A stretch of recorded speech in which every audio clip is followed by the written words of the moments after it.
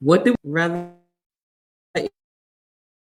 it hurts the messenger or rather it hurts the audience? I don't care. Okay. I'm just about telling the truth, spreading information, correct information. Um, Not just on here just spewing content just to get some clicks and views and cash apps.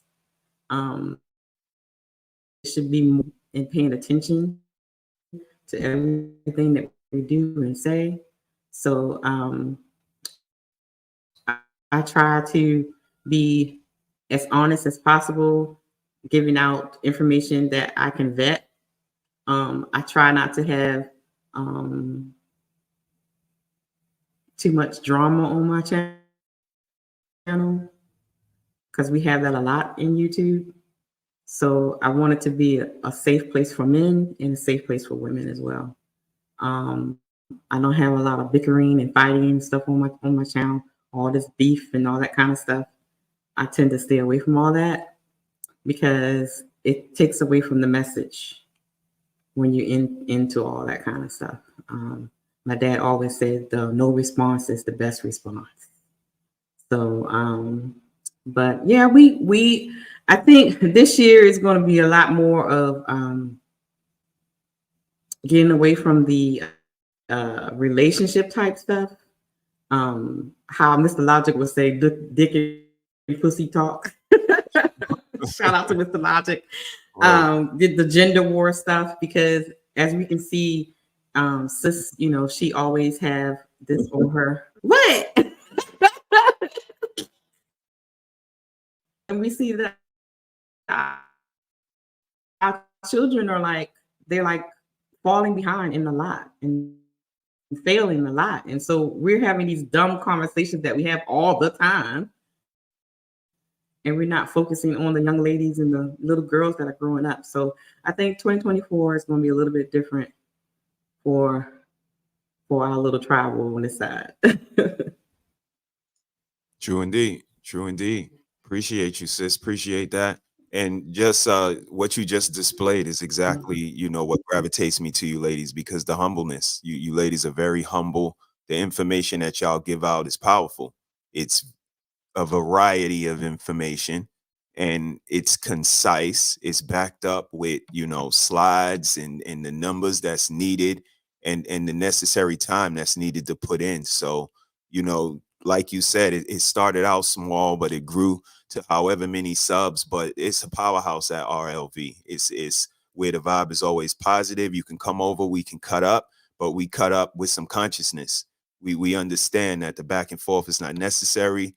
If you don't have the words to express yourself, then just chill out, sip your drink, and listen to the conversation. So that's what I appreciate about your forum, that we can always, get to twerking, but the kids ain't around. It's not an atmosphere where we are entertaining everybody for their whim, for their entertainment. What we doing is we having conversations. They may go a certain way, and we may have to work some things out, but at the end of the day, it's about pushing the conversation forward. And that's what I admire about you ladies. You ladies are very concentrated on giving information, not just hitting the record button and just rambling. So I appreciate y'all. Shout out to Dr. Nakumbe checking in. Shout out to the Real Precious, another lioness checking in. She's running some errands. She said she'll be listening. Bella Rings is out there. So ladies, I just wanted y'all to know that I appreciate y'all. I got a variety of clips that I want to play. Some of y'all, some not. But I got a couple of questions as well. Let's go ahead and get to it. I want to say thank you, ladies, of course. Motivation and inspiration. What motivated and inspired you guys to take the approach that you take, to wave the flag that you wave, and to do it unapologetically and against the hyenas? Lady Di, let's start with you. Well, our relationship in the beginning wasn't always as what it is now. So when we unlocked, like, okay, this is how you do it, we could actually be happy for a long time. That's when I was like, okay, well, maybe I should try to share, because I always like helping people anyway. That's just kind of like who I am. So I was like, maybe I should share, because people outside of my house don't have it together.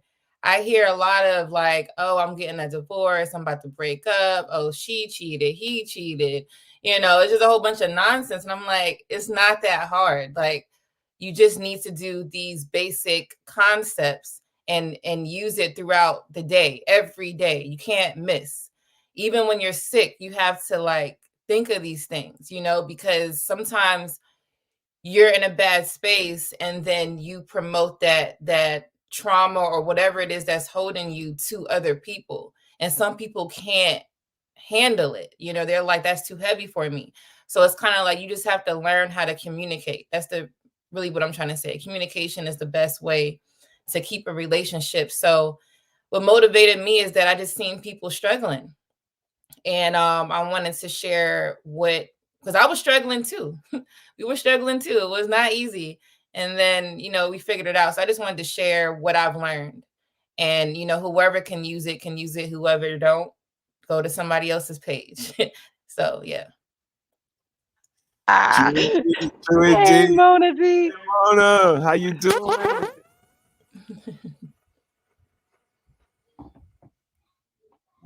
Welcome. How are you today? You on mute. Look, I'm just running my mouth. Lord, if I It's had my little soundboard. Yes, she is. Come on with it. How you doing, Mona? Welcome, love. Thank you for Hello. joining us. I am well. How y'all doing on this lovely Saturday? We are doing well. Excellent. Thank you for pulling up and taking some time out of your busy schedule. We just wanted to create a space to let you know how much we love what you do out here, how much we love you, the way that you wave your flag unapologetically and against all odds. And, it's admirable to see you ladies, just to have y'all in this box right here. The type of women that you are, inspirational, motivational, and that's the portion that we are right now is what motivated and inspired you guys to do what you do. Lady Di just chimed in. We want you to introduce yourself and your platform and then jump in on the question. We'll come to you next, Red. All right. Well, I am Mona D, and I feel like realistic vibes. Like, I'm doing a lot. I think that I started my channel with the mission of reaching out to just share different experiences, whether they're from the experiences that I have witnessed and observed of others, my personal experience of not just a wife and a mother, but as a woman that has, gone through a lot of lived experience of having lived in poverty, grown in a household of a single mother, absent father, spent time in foster care. So I kind of wanted to just lean into my experience and kind of, drill down on the fact that, despite your circumstances, you can be greater than what you've come from. You can always, acknowledge those things you've come from, but it's on you. Those are the conversations that I would have with the teens that I would work with when I was a foster care worker, that you don't have to dwell in that you can make a better life for yourself and your choices. But I wanted to broaden that to just all ladies. But I've understood that a lot of women are just not there. So I've definitely kind of based my platform around just community societal issues, because by me being a social worker, that is definitely the perspective that I come from. So I kind of keep it to just, issues that are for the broader base, but really honing in on the fact that we are all responsible for our own individual choices and decisions, even though life has not always been sweet for any of us. But I particularly focus on women because I'm a woman and I'm not here to tell men what they are to do. Men know what they need to do, or they can be in spaces where men are to be. And I wanted my platform to be a space for women, but for really anyone who wants to learn. But most importantly, I am not the person that knows everything. I know a lot of my comments, they will want to believe that that's my perspective, but that's not the case. I really love learning from other people.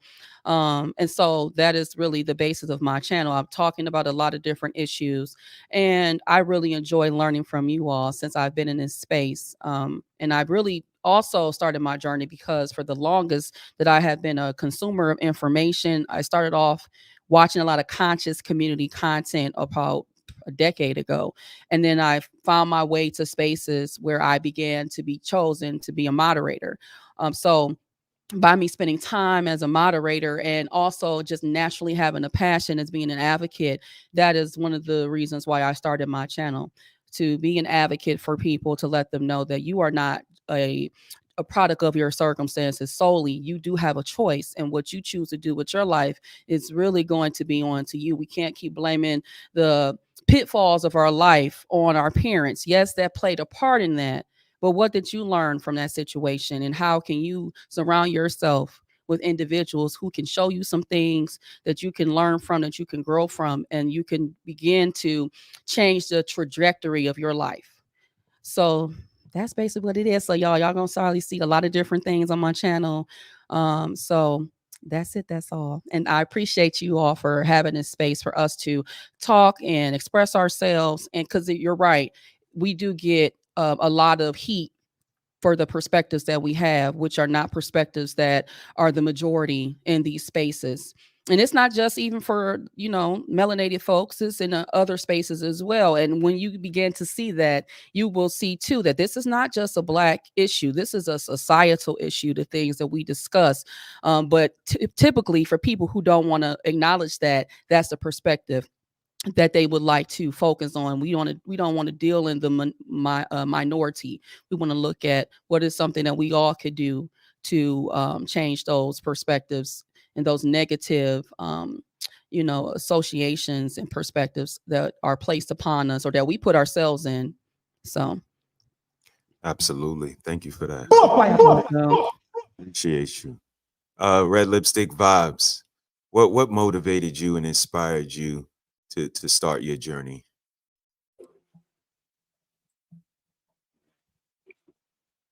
I'll start with inspiration.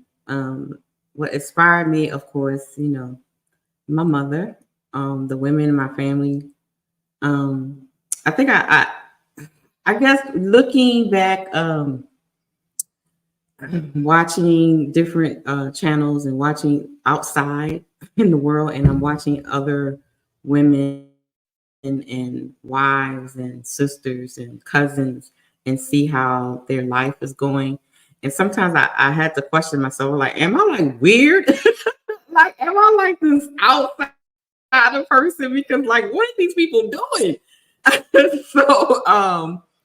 My mother is my main inspiration, and I am blessed to be able to say that because a lot of young women don't have that.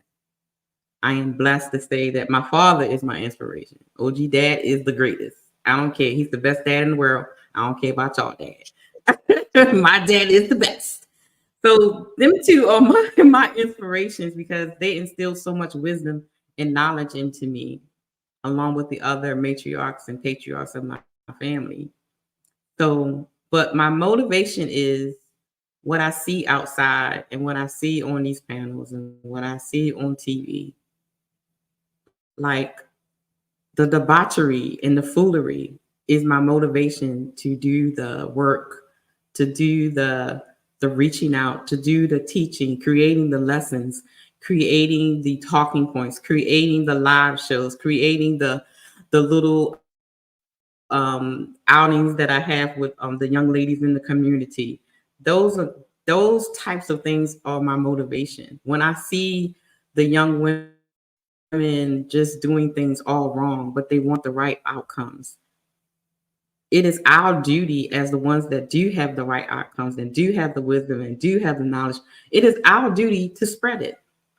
This, like Mona was saying, you can't use that I didn't have anymore. You can't use I didn't have a mother anymore. I didn't have a father anymore. Nobody taught me, because you literally can just turn on YouTube and get the lessons and the teaching that you need and get the examples that you need. It's no excuse anymore. And my motivation is being a part of the solution and not the problem. We can't be on here trying to be the solution and yet we are participating in the problem. Talk about it. You can't be here trying to be the solution and you are hyena. You can't be a part of the solution and you're a cantankerous hellfire in the mouth woman. Pick a side. That's my motivation. I pick the side. I pick the side of righteousness. I pick the side of consciousness. I pick the side of being a traditional woman. I pick the side. That's my motivation. I heard that. Jesus Christ. Don't get mad at me, nigga. I'm here telling the truth. If somebody else should have told you this.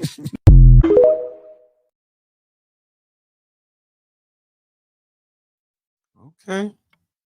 Mrs. Harris, what is your motivation and inspiration to start your journey? Oh man. These ladies, of course, are a part of the inspiration, as well as the ladies before me, the men before me.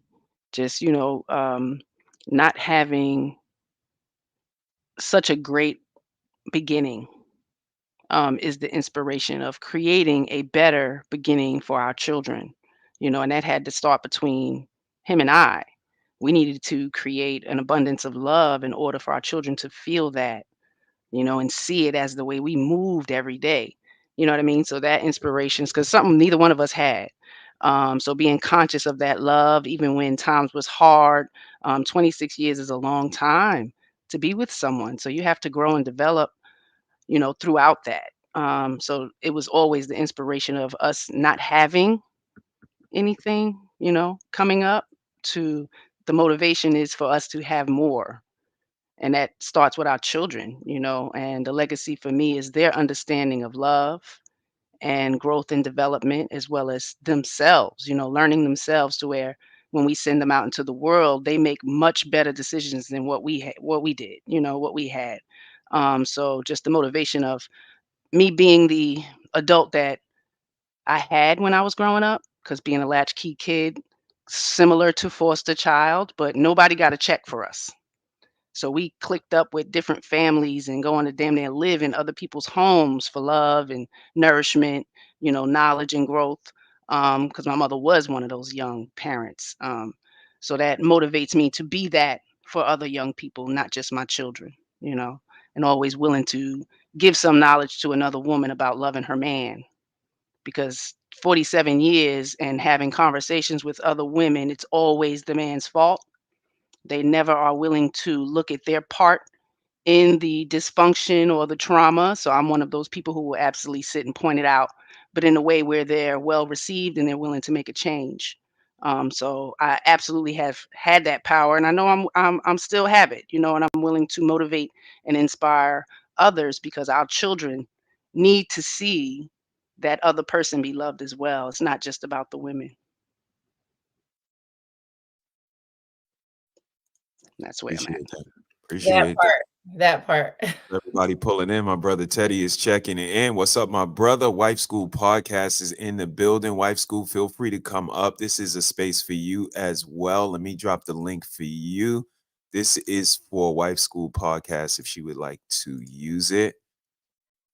So feel free, my lady, and we appreciate what you do out here as well.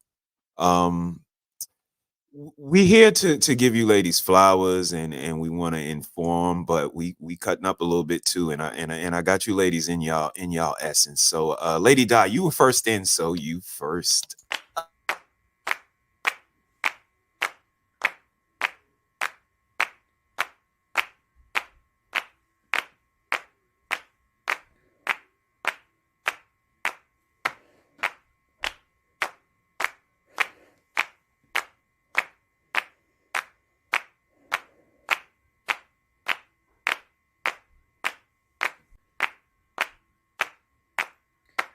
If you don't sit your ass down, really, ain't nobody that goddamn happy after a divorce. Like, you've been divorced him mentally, honey. Why string him along? Like, who does that? I don't want to hear you say you did it for the kids. You ain't doing nothing for the kids right now. They ain't 18 yet. Because if you was able to stay 14 years, you should have been able to stay a little bit longer, because no, this is not a good look for you or anyone who's celebrating their divorce. This is not no divorce party. Y'all need to go ahead and trash that. That is not in season. And it never was.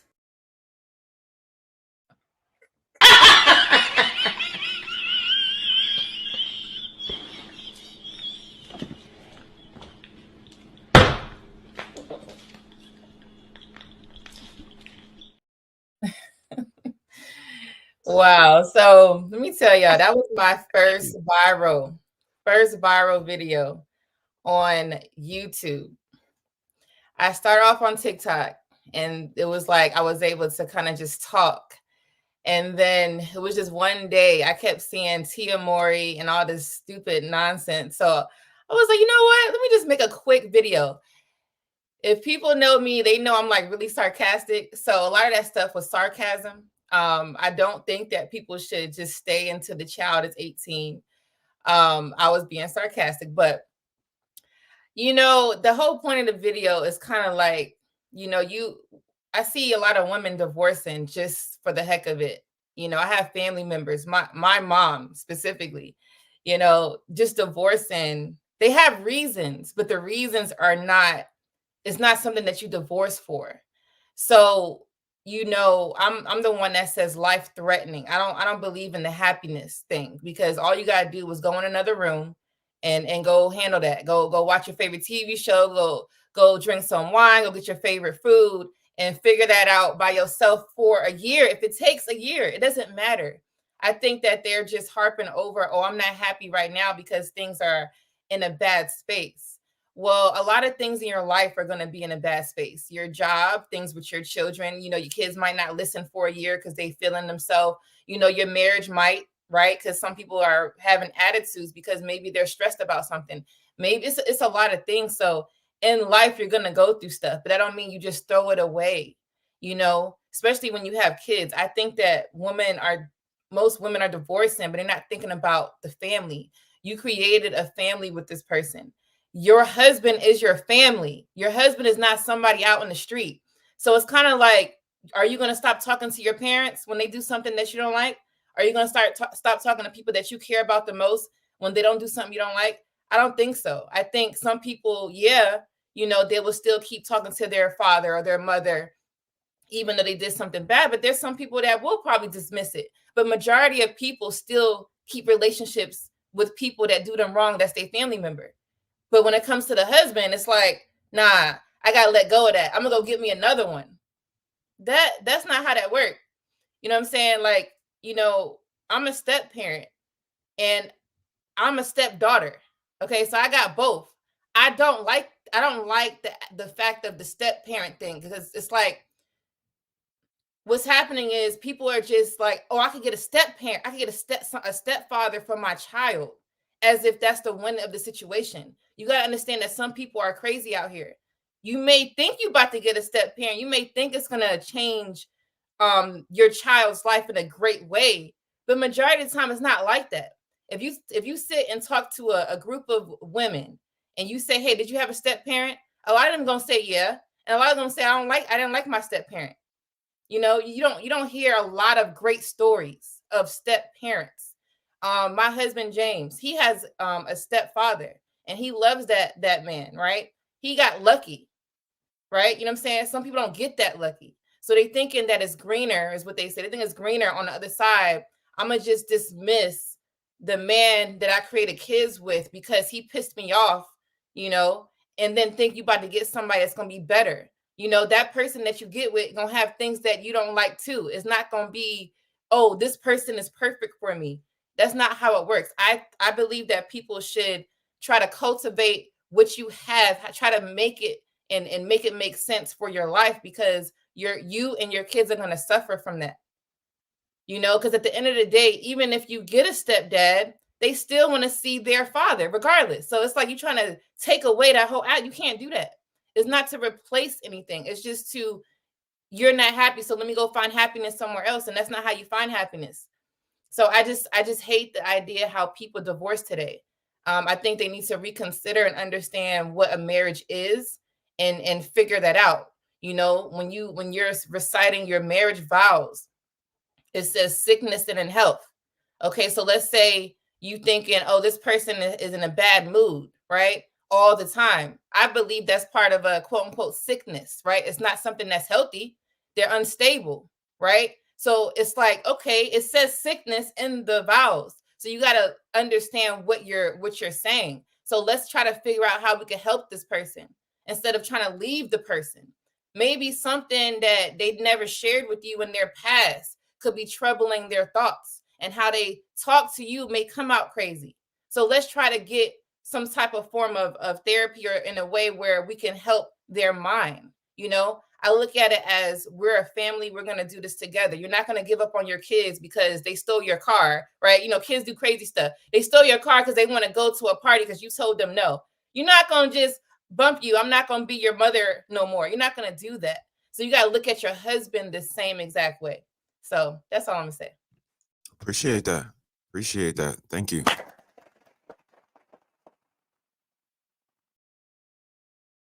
Video was amazing. Red Lipstick, I think you were in next. So Coming up next on Red Lipstick Vibes. In fact, many men has published suggestions for women. We've seen it. We've seen on these panels to make them non-toxic, valuable partners for relationships and long-term commitment.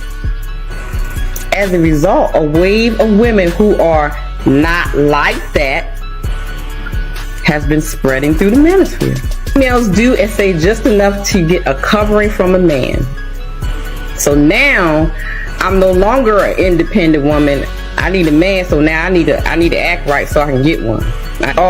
These are the women that get married and still have the single mindset or feminist ideals. What y'all got to say?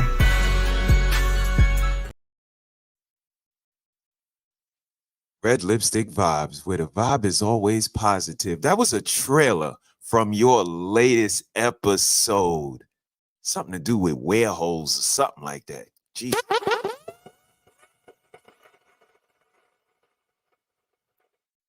Amazing, amazing show, sis. Do you want to let us know what your mind, set was for that episode and that latest trailer?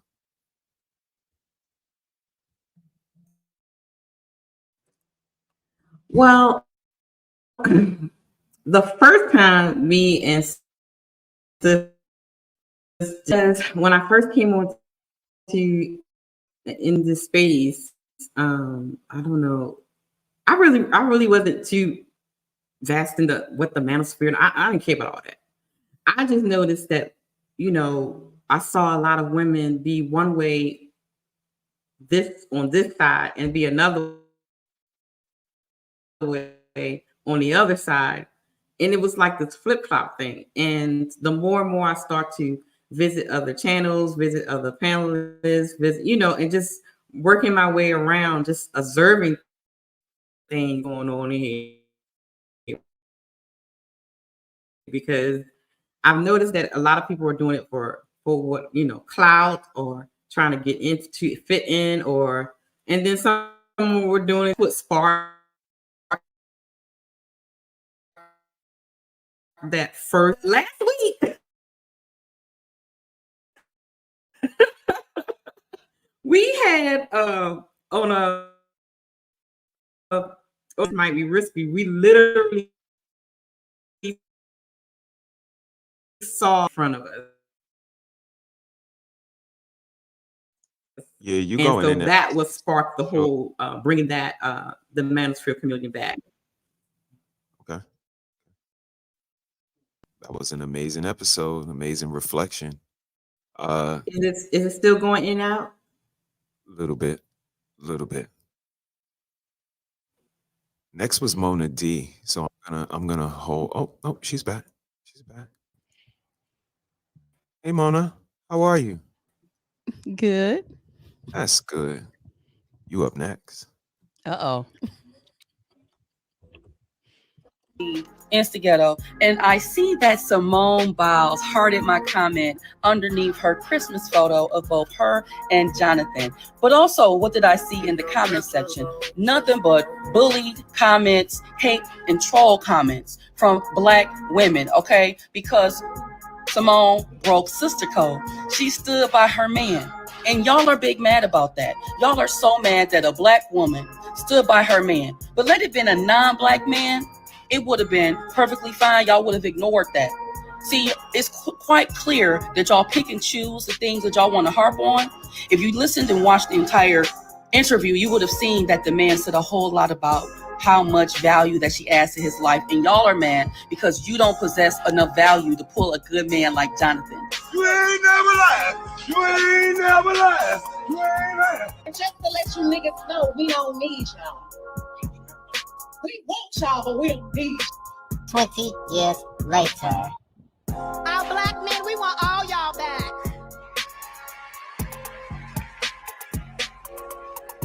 Because we love you, we see you, kings. And most importantly, we need you. And most importantly, we need you. And most importantly, we need you.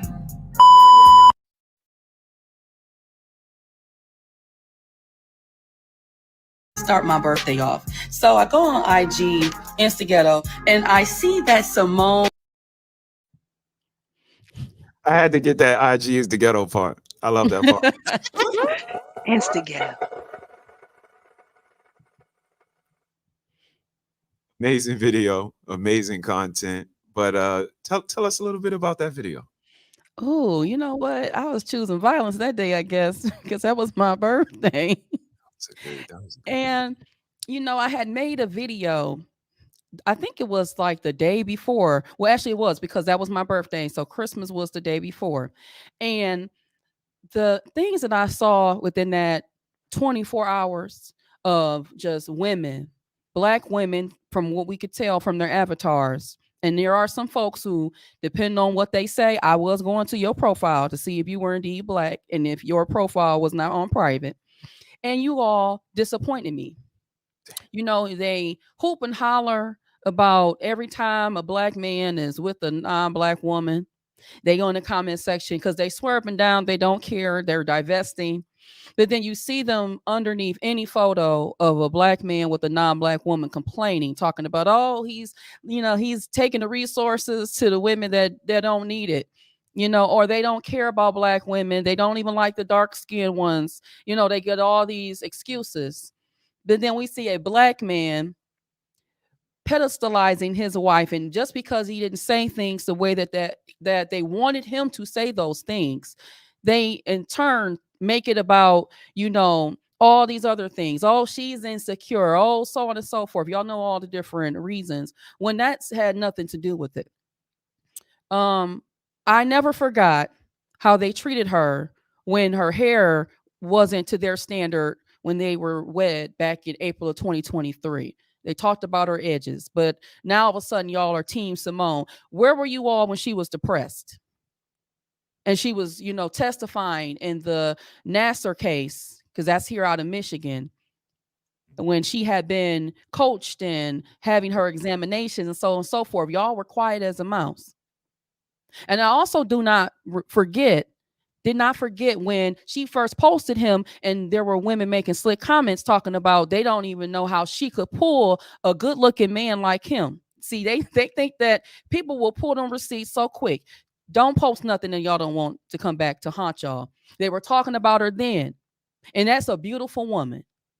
So now, because we only like to prop up all our accolades with respect to our education, the Degrecious, shout out to the Degrecious. I stole that from Medium Man. And the Travelicious.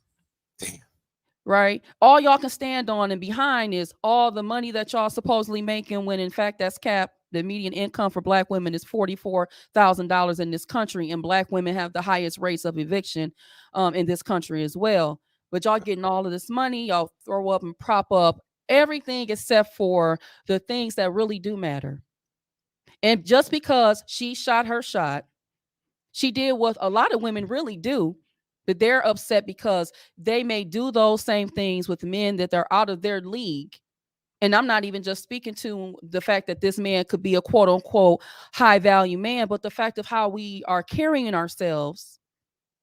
They see us online. We don't have the best reputation. And then you guys are mad because she did what any good woman would do, because we are all going to have to compete. And compete does not mean that you are begging for a man and that you are down bad. But because we have a history of propping up everything except for the positive qualities that many of us do not possess and or display, and she won. Oh, he didn't acknowledge her because she, is the Olympic, medalist, and she's highly awarded and decorated. That didn't mean anything to her. And if you guys saw the most recent Vanity Fair publication where she graces the cover looking beautiful, they're not going to like the fact that she said the most important event that she ever had in her life was, in fact, her wedding over all of the Olympic medals that she was awarded. So why we can't respect that a woman is saying, I showed up as me, stripped down, did not lead with my awards, all of the accolades, my money. And I was just Simone Biles, a woman that did not have the best start in life, raised by my grandparents, came from Ohio to Texas, had a lot of tragedy and trauma in my life. And I'm just showing up as a woman who wants more out of my life as a young woman. I've done all the things in my career that I could see. The next step, which would be natural for most of us, even if we do go to school, I want to be married. And they're just mad because they shoot their shot and they don't get nothing but back shots. Lord have mercy. And I say what I said. And so they was big mad. Y'all, they tried to come for me. But that's just really the bottom line, is that it's very disheartening to see Black women treating each other. We be bullying each other more than anything else. And y'all swear y'all are so, what they call it, the girl's girl, right? You a girl's girl. No, y'all not. Okay. Y'all are not a girl's girl. Y'all need to leave that behind in 2023. Big cap. Talk about it, Mona. So that's all I'm gonna say. But I just could not fathom what they did to her, and they drug her like that, talking about her. I can't stand on that. And shout out to Simone Biles. And actually, I'm gonna call her Miss Simone Owens. Put some respect on her name. Put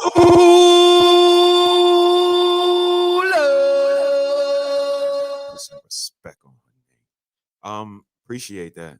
Mrs. Harris, I'm coming to you next. I want you ladies to keep this in mind while Mrs. Harris chimes in. Like Mona was just alluding to in her video, the comments from the sisters, the pushback and the hyenas that y'all hear from in y'all comments. But Mrs. Harris, last but by no means least.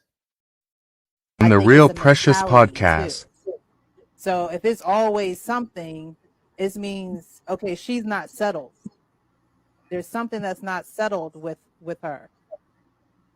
There's something going on. If it's always something, and you evaluate that, you also evaluate your actions. But I think with the woman, if there's something always coming up, I don't think that she's settled. I don't think that she fully trusts the situation. Shout out to Precious. And you gotta watch yourself too.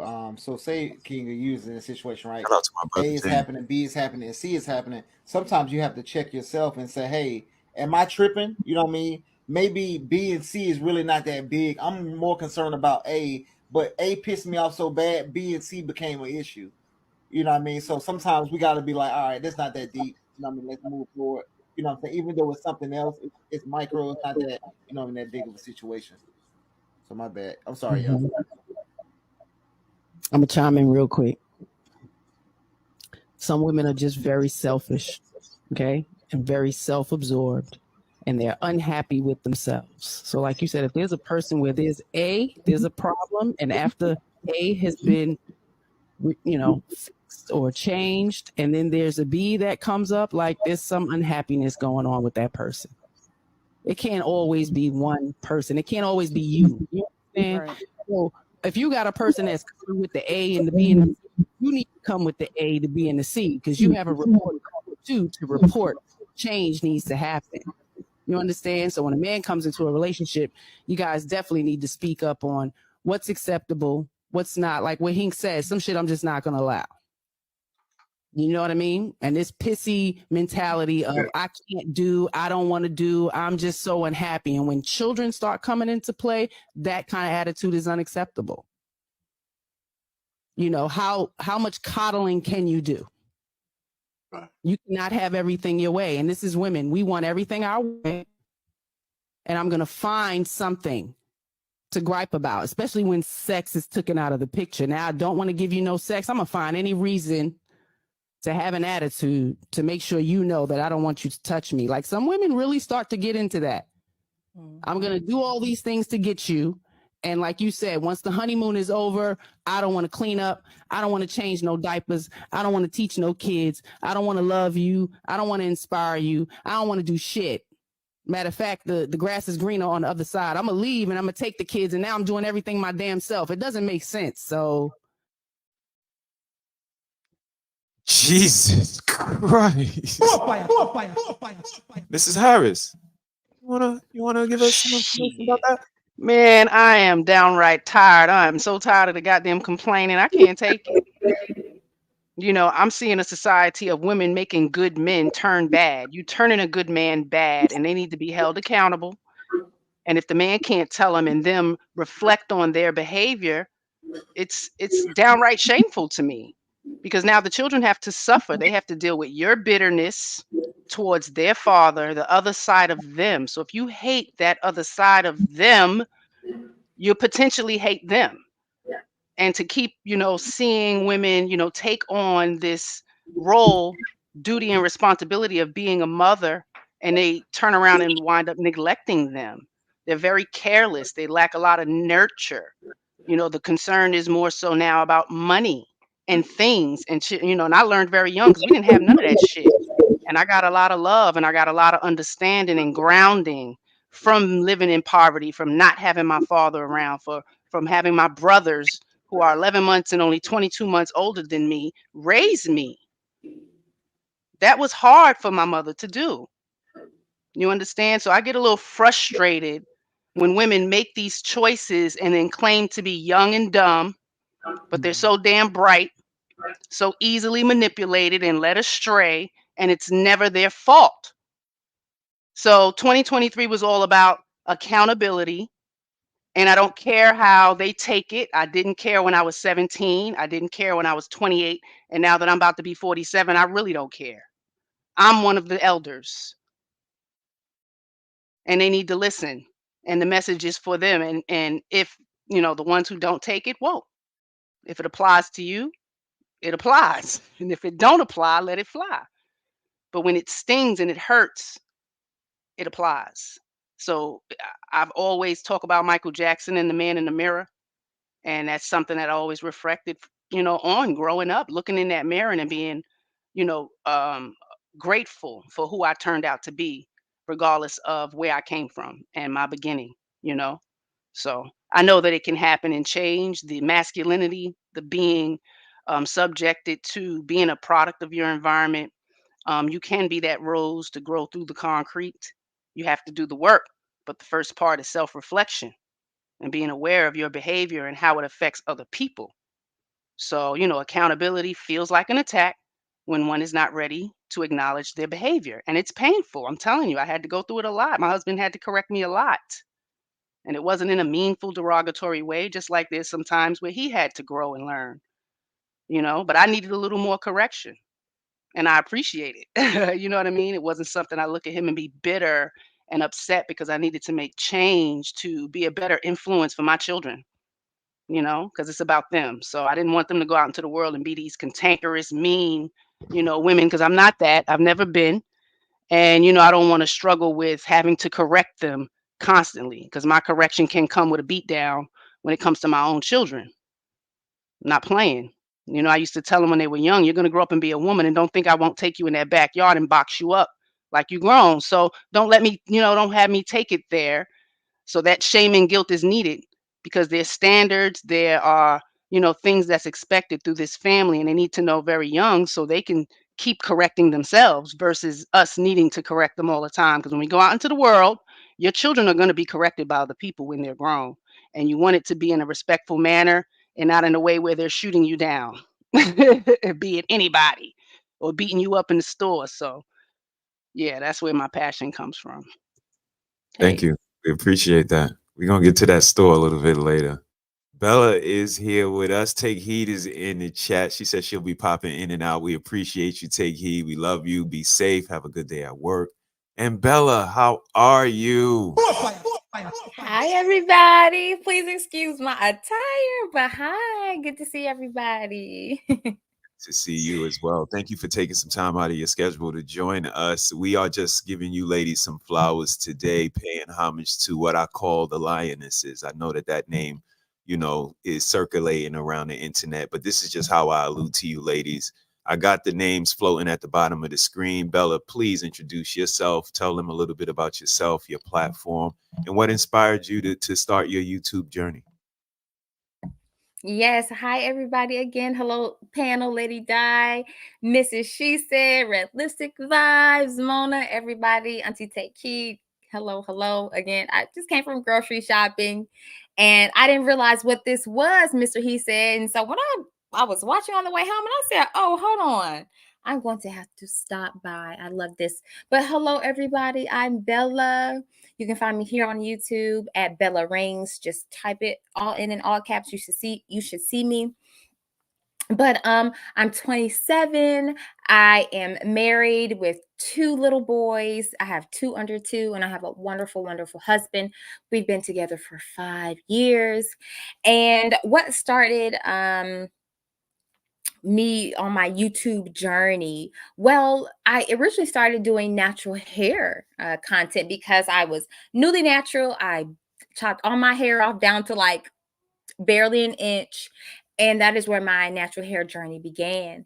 And then eventually I locked up 3 years after being natural. And so that is what brought me to YouTube, because I just wanted to share my story with my hair. And I wanted to show other ladies what I do with my hair. And then I stumbled across this side of YouTube thanks to my husband, who showed me a Kevin Samuels video, and then I got hooked.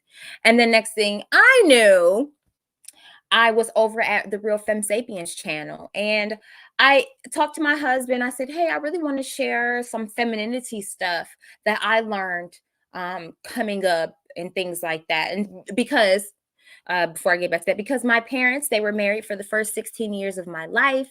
And I saw how those roles went. My parents' marriage was not perfect and they are no longer together, but I saw how I wanted to do things, and I saw what to do and what not to do.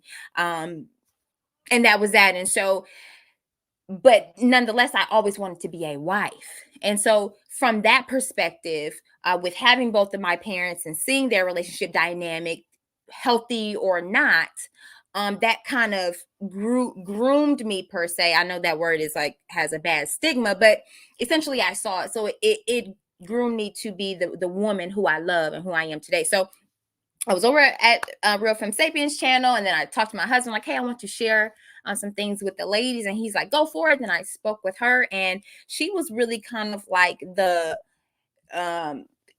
really like the first person on YouTube who was like, hey, yeah, go for it. The ladies in Black femininity, they're doing really well. And I was like, Black femininity? In my head, I'm like, okay. And then I stumbled across everyone here. Met Mona, then I met Lady Di. And so that's what happened. And so in terms of the inspiration, it started there, but then from wanting to share femininity, like solely femininity, I guess tips and pointers, the cutesy stuff, right? It turned into, hey, sisters, hello, ladies, this is where we need some cleaning up because this is a whole hot mess.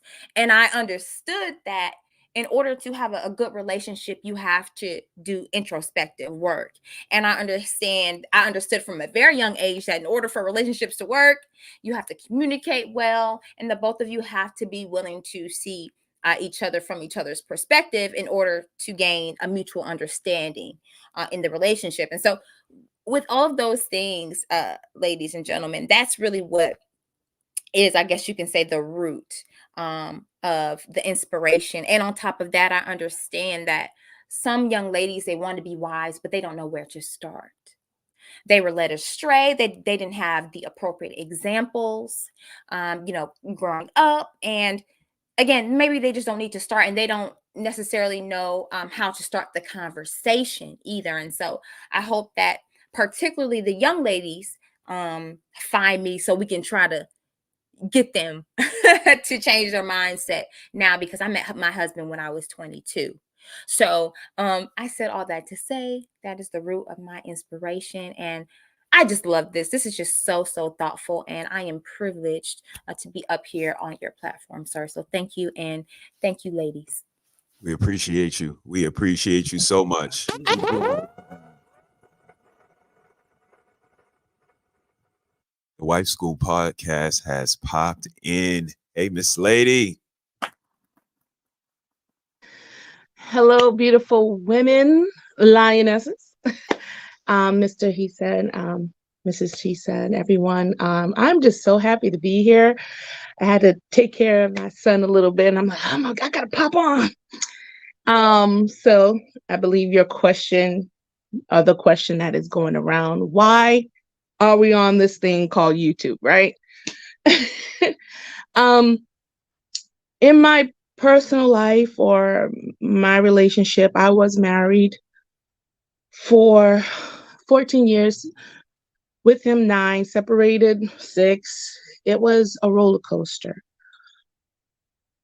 And through all that, I had to find out who Stephanie was. I did not know who Stephanie was. I thought I had an idea based on expectations from family, culture, society, but that's not who I was.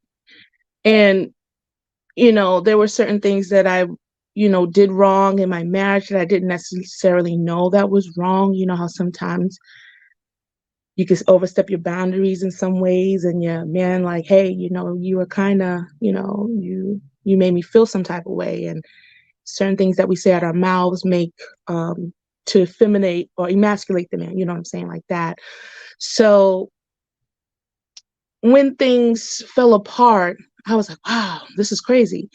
And I wanted to fix it. I wanted to gather it all up, but it just was like sand going through my hands. And, my marriage fell apart. And it really left me empty because my whole identity was within that relationship. And seeing that, I didn't know who I was, what I contributed. All I know that this guy left me, so I had to restart a lot of things. I had to unlearn a lot of negative aspects about myself that, as we were talking about, people teach you that may not necessarily be the right things, right? So there was a lot of introspect, there's a lot of accountability, there was a lot of shedding, and a lot of acceptance. Even me being up here with a bald head, that was one of them. Accepting who I truly was without all the makeup, all the get up, which is pushed upon so much women to become this caricature of who they're not, and so I was like, wow, I didn't know what femininity was and all this stuff. And then we met the infamous, rest in peace, Kevin Samuels. And it was like, wow, this guy's crazy. So he kind of sparked that, when I had to like rebuild myself. And it was like femininity was my superpower. Being authentic, being myself and being the best version of myself and taking accountability in that will help me be a better woman, will help me function better with men, will help me be a better mother, will help me function with other women without, this crab mentality thing. It was like, no, I appreciate you. Okay, I'll see where you lack. I'll help you build in that area. You know what I'm saying? So it helped me become a better woman. And I just wanted to get on YouTube and share that. And often, sometimes, unfortunately, we don't learn these, Black women don't learn these things until it's often too late. It's often that we, that nobody wants to choose us or nobody's picking us. And we're like, what's wrong? And unfortunately, at that time, we're almost, eggs are drying up, and I just wanted to share my story with people to be like, hey, you can turn things around. You should really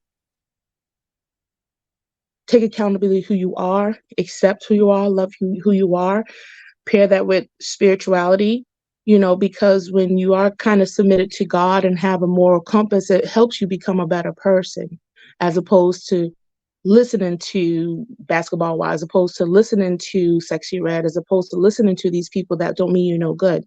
So I definitely believe pairing all that femininity with spirituality helps a woman be better and a better mother and better in the community. And we can come together and be more agreeable with each other. And people can see what better women look like, as opposed to what's trending right now. And so I just wanted to share my story in that, like, a lot of people do have success. I believe that you can learn from people that have success. And then I believe there's the other side of the table. You can learn from people that made mistakes. I'm on that side of the table. I made mistakes. I take accountability. I'm not afraid of that. I accept those things and I move forward. And I can still learn. I can still learn from all of you here today. And I can truly say, like, yeah, I haven't arrived. I'm not perfect, but I love being in the student seat. I love learning. And that makes me, I believe it always will keep you in a humble state when you're constantly learning and being in that servant role, giving. And that's just what I do on YouTube. And I just want to be around people and show them that support. I don't, I'm not Lady Di, I have all the marriages. I can't come from that aspect, even though I was married, but I understand the importance of advocacy and standing behind people that may be on the front lines in that aspect. So I am here as support to families, men, morality, all those good things of which we need to see more on YouTube and in real life. Thank you. Thank you. I appreciate that. And I share the sentiment, and that's why I have you ladies up here, because I see a commonality. We're all adults. We don't agree on everything all the time, but I do see the common thread that is family, that is being an advocate of being conscious enough to speak to your husband, to your significant other when you need something, when you are feeling some type of way. It's not an onus on him to read your mind, to know everything going on. And the correction that you ladies give, it's informative, it's conscious, and it's always, thought provoking, and it's the message. Is the messenger is amazing, each and every last one of you guys, but I think the overarching message is what gravitates me to y'all. And just again wanted to give you ladies the opportunities to come up here and just let everybody know what inspired you to take the stance that you take, to stand in the face of adversity. With the next topic that I'm going to get to, the pushback in the hyenas, the comment section, the different pushback that you ladies get for, again, just trying to tell women to not make the mistakes that we made as adults, to not walk off the cliff, to be a little more conscious, to take onus on your responsibility in the situation, and stop messing up the image of women who don't live like that. We don't all live like that. And you guys get pushback, but they don't. You guys get pushback from everybody, from them. Y'all are pick-me's and so on and so forth, from regular people. Why you talking to women like that? Why y'all talking to, y'all dragging? But they don't get pushback for diminishing the character of positive women, of upstanding women. We don't hear nobody saying, y'all are bringing down the character of good women. Don't be doing that. So it's confusing to me. I want to start with you, Lady Di. The pushback that you get, how do you handle it? Well, let me tell y'all, my first pushback ever is, this is before I even got on YouTube. I had made a community post in my local community saying that I wanted to start a wife training, right? And I got inspired by this lady in Canada. My husband actually showed me the video about this lady doing wife school, somewhere else. And I'm like, I have never heard of that. And I was like, you know what? I think we need to start, having a school to teach women, first of all, how to be women, feminine, and then how to be a wife, because none of us are trained. All we see is a whole bunch of, doing it wrong. So when I was confident in my marriage, I was like, you know what? I think I could share something here. So I put, hey, I'm looking for 20 women to join my wife training, and it starts, in a few weeks or whatever. So the crazy pushback I got from that, like my post went viral on that person's group page, and they had to moderate it because it was people saying crazy stuff to me, and the trigger word was training. They hated that I said training. And I'm like, I don't really get triggered off of words like that. So I was confused. I was like, when you go work at a job, they call it training. So that's how I looked at it. Because being a wife is a job. It is. It's not something that you just sit back and, oh, I'm married, he ain't gonna divorce me, or he's not gonna not like me. Like, no, yeah, he's not gonna like you if you're not doing what you're supposed to do. So, the pushback was ridiculous. That was my first time ever. It's like I felt like a celebrity for a second. You know how celebrities get all these comments and they say a whole bunch of bad stuff all the time, and you're like, dang, are they responding to this? I was my first time ever responding to like 300 comments. 300 were bad. Maybe 100 was okay. You understand? I got 30 women to sign up for that wife training overall, right? But I literally was typing and responding. Like I said, I'm a sarcastic one, so I'm able to handle myself in that space. It didn't bother me. It pissed me off, but it was very entertaining because I'm like, these women have no idea what they're talking about. They sound crazy. I've been there, done that. I'm the one that learns from observation. So I've seen the nonsense, and what you guys are saying is part of the nonsense.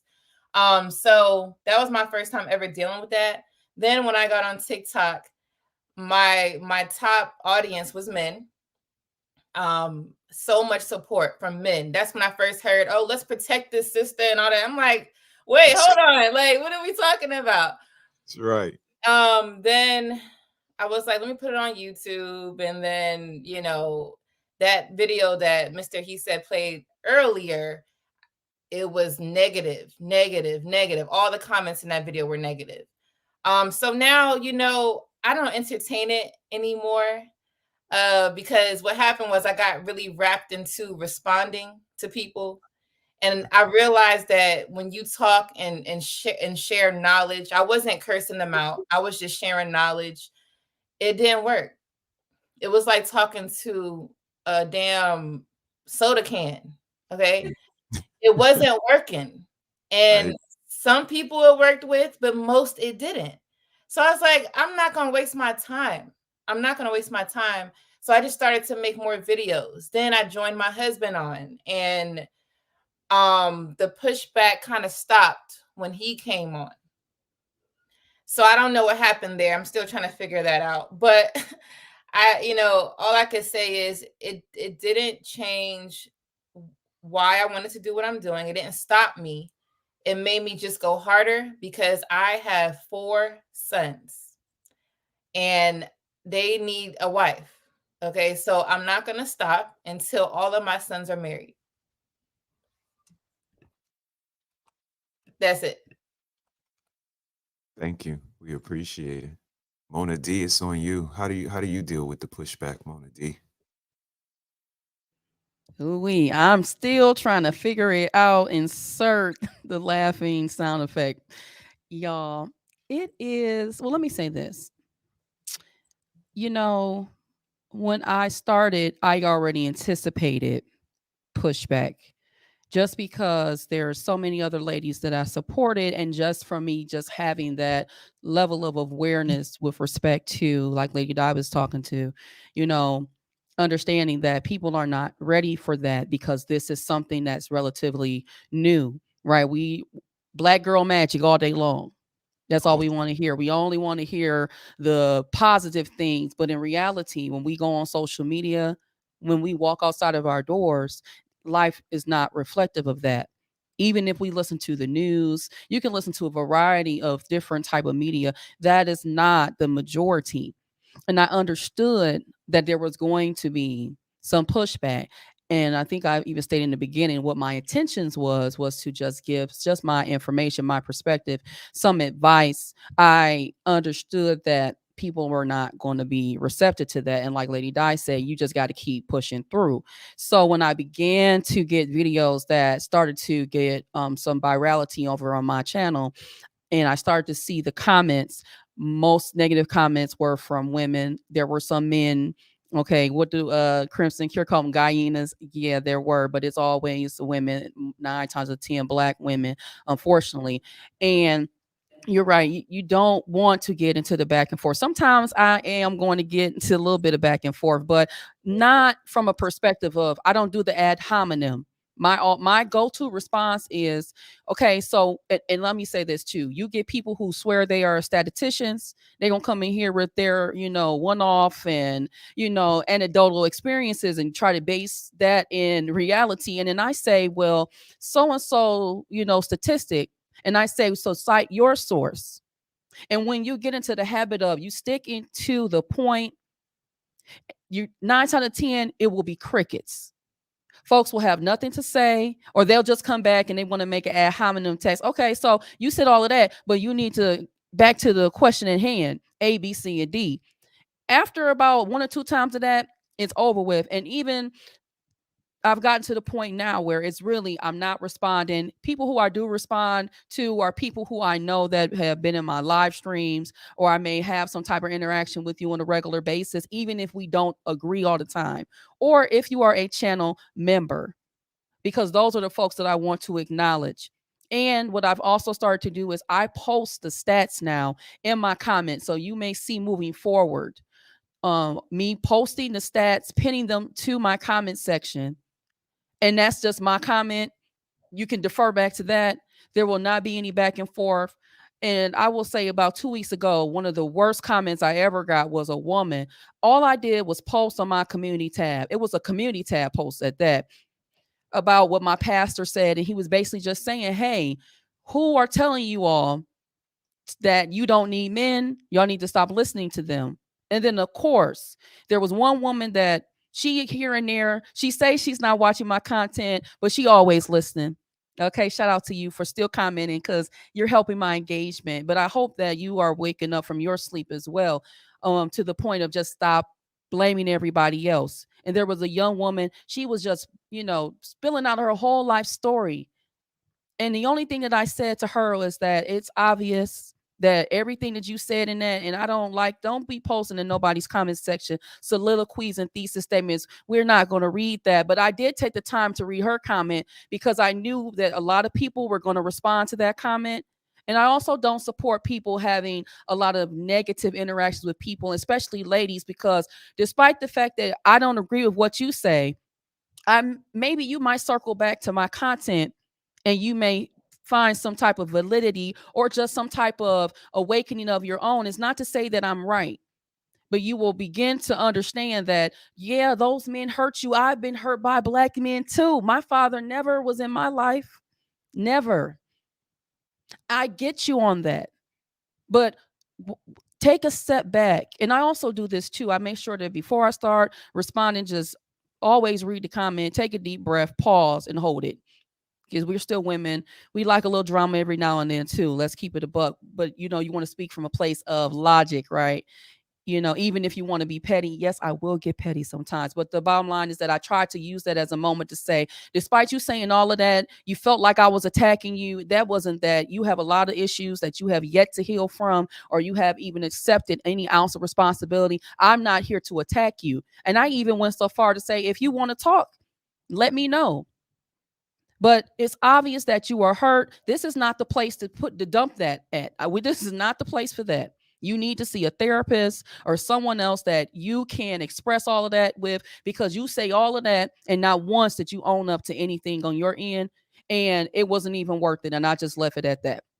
And so you will just begin to know and see that it's not worth your time and energy, and it could discourage you and deter you from making content. But Lady Di, I share the same sentiment as well, because I am a boy mom. And my sons are going to be amazing husbands and fathers one day. They already know what their life is going to be. And even at the age of 11, they see how women are and girls are acting.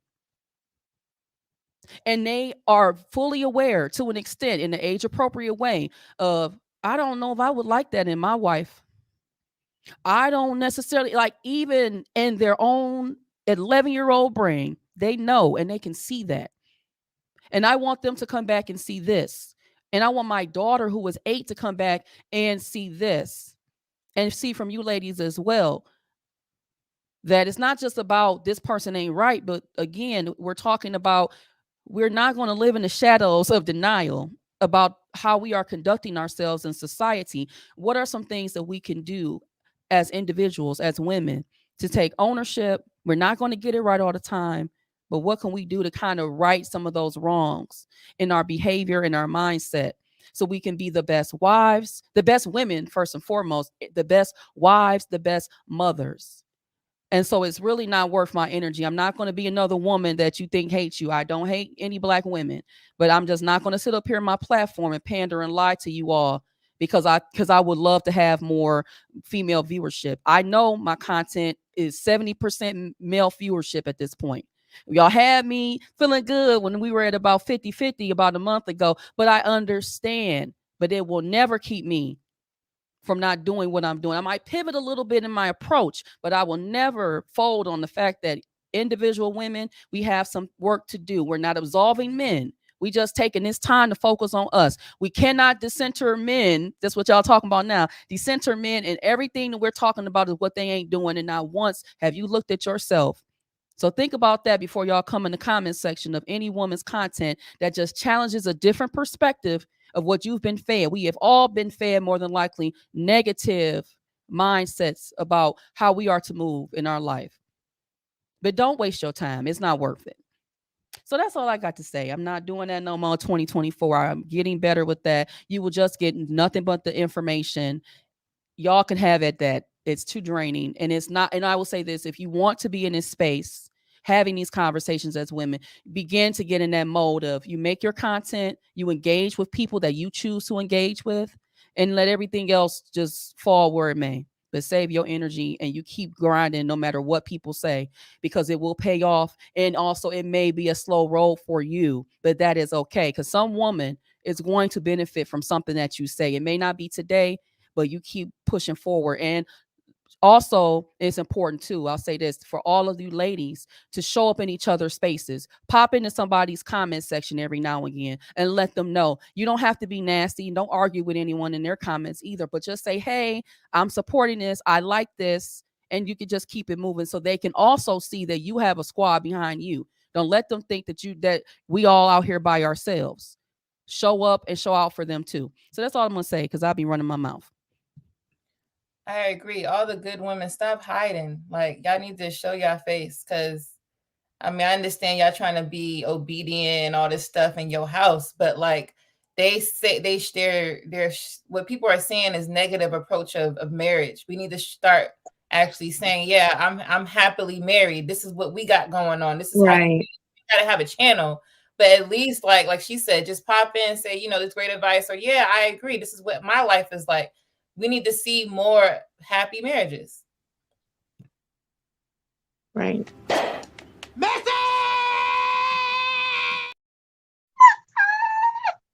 I agree, ladies. It's not to hear women be able to articulate precisely, and also reflect. This is why I appreciate the wife school. She is a divorced woman, so for her to reflect on herself and the downfall she played in that marriage is something women need to hear too. Right. She's finding that it's some things that she probably could have done better Right. to make that situation last a little longer, possibly. You understand? So that looking in the mirror when times of hormonal fluctuation. So I do that a lot on my channel. I talk a lot about women's health and self-care, because there is a thing called geriatric pregnancy, and those eggs get old.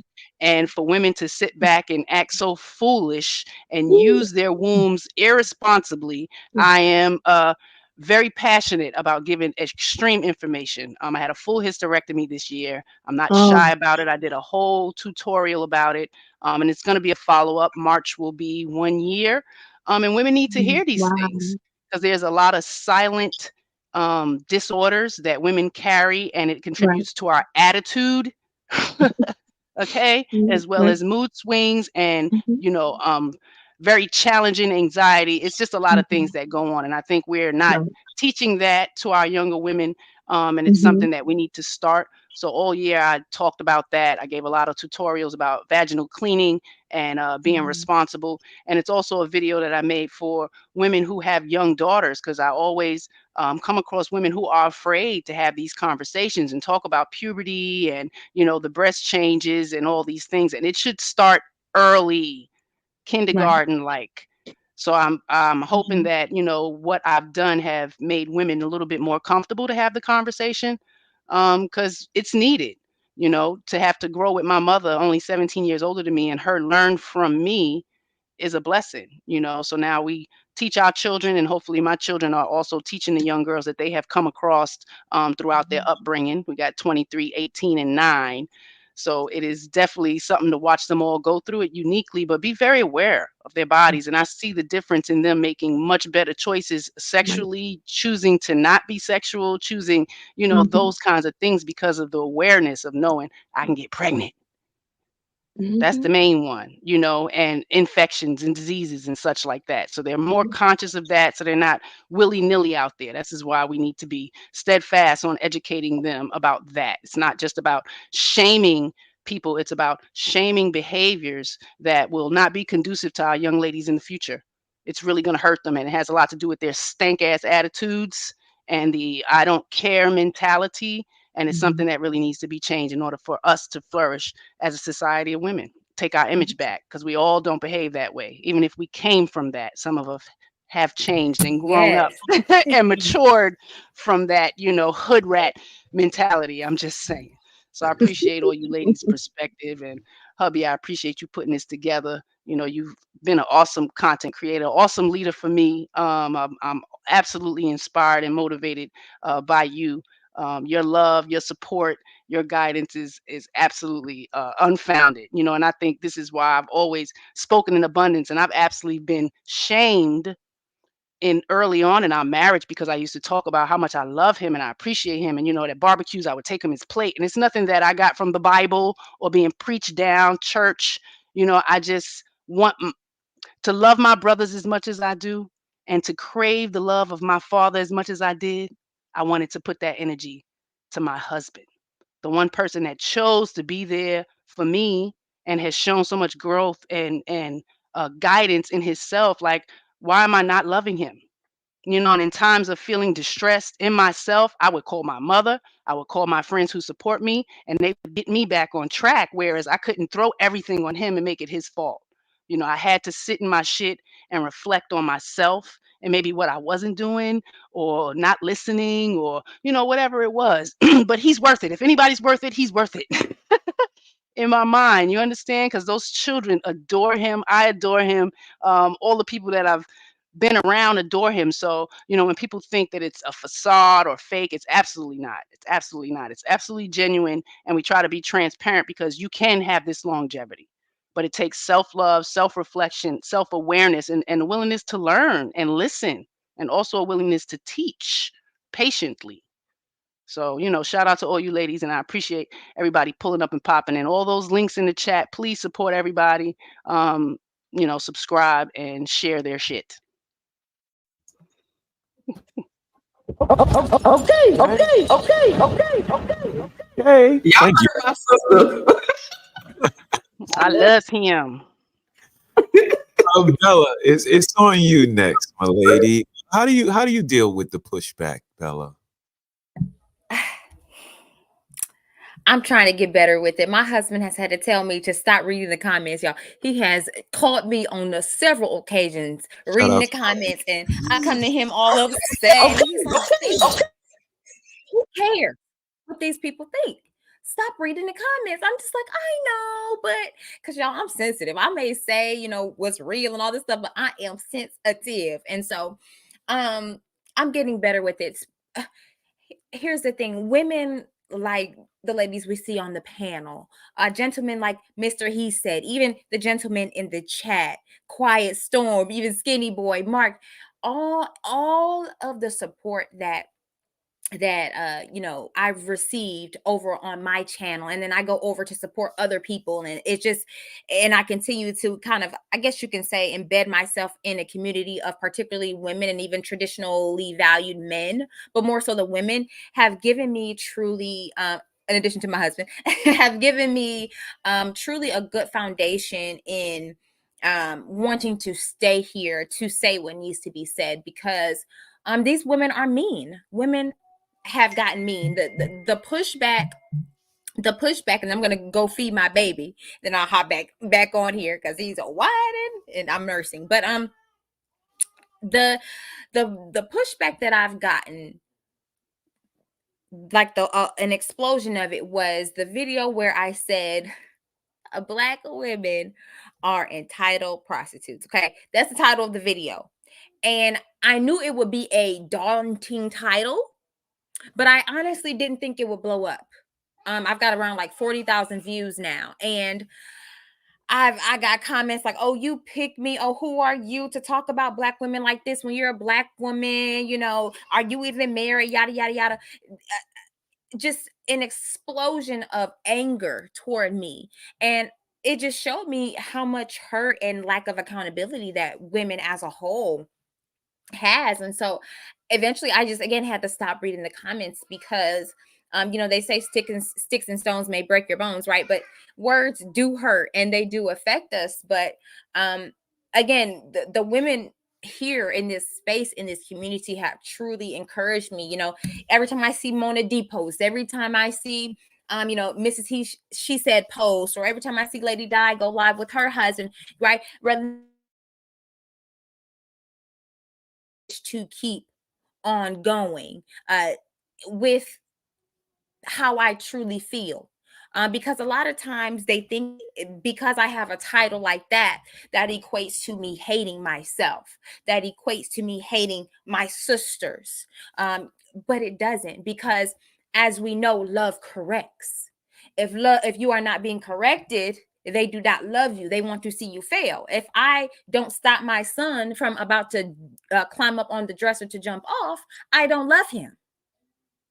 So with being a mother to young children and being a wife to a wonderful man, wonderful husband, again, that is another part of what's giving me the energy and the strength to push, because these comments do not reflect who I see. And these comments do not reflect who my sons will become. And I also, as the other ladies on the panel have mentioned, I want my sons to have somebody to marry. And if I don't at least just put my voice out there for other lionesses to hear, for other women who want to be wives to hear and to cling on to, for hope, for, and even for the men who are listening, because I have young men and even older men listening. If it isn't for my voice and other women like me, it will be as if none of us exist. And so that's why I say, even in that same video, I say to the wife types, to the lionesses, speak up and separate yourselves from women who expect a man to buy her groceries in order to get her name. If you don't separate yourself from those types of women, men are going to see us all as the same. And as a video that comes to mind that I think I incorporated in one of my earlier videos in my femininity content, it was a street video. I'm sure some of you have seen it, where a young lady's asking a man something, and he basically said, if I see a pack of lions, am I going to go up to them to see which one is going to bite me? And his point was, birds of a feather flock together. If you are hanging with hoes, people looking onward at you are going to think all of you are hoes.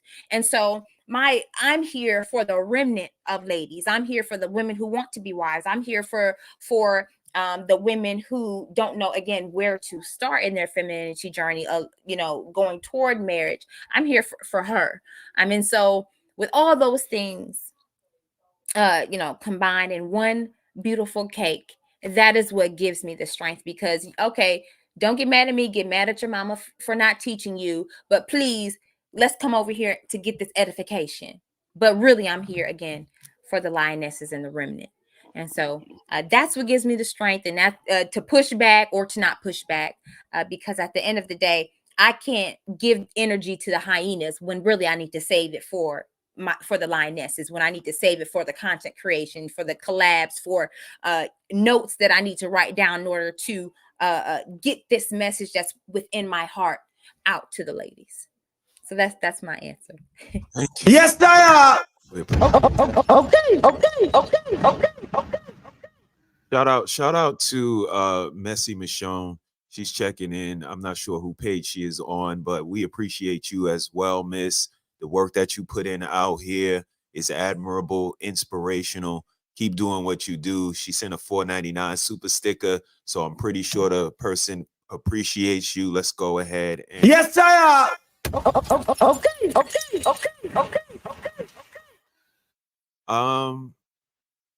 It's on you, Next Wife School. How do you deal with the pushback? Oh, I love it. I love the pushback. Okay.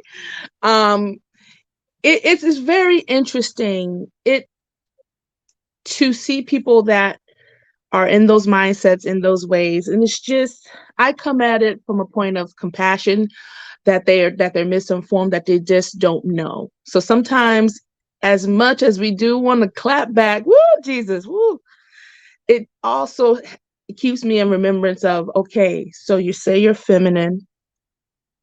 Why are you blowing back? You know yourself. You know how to move out here. You have to show them differently, right?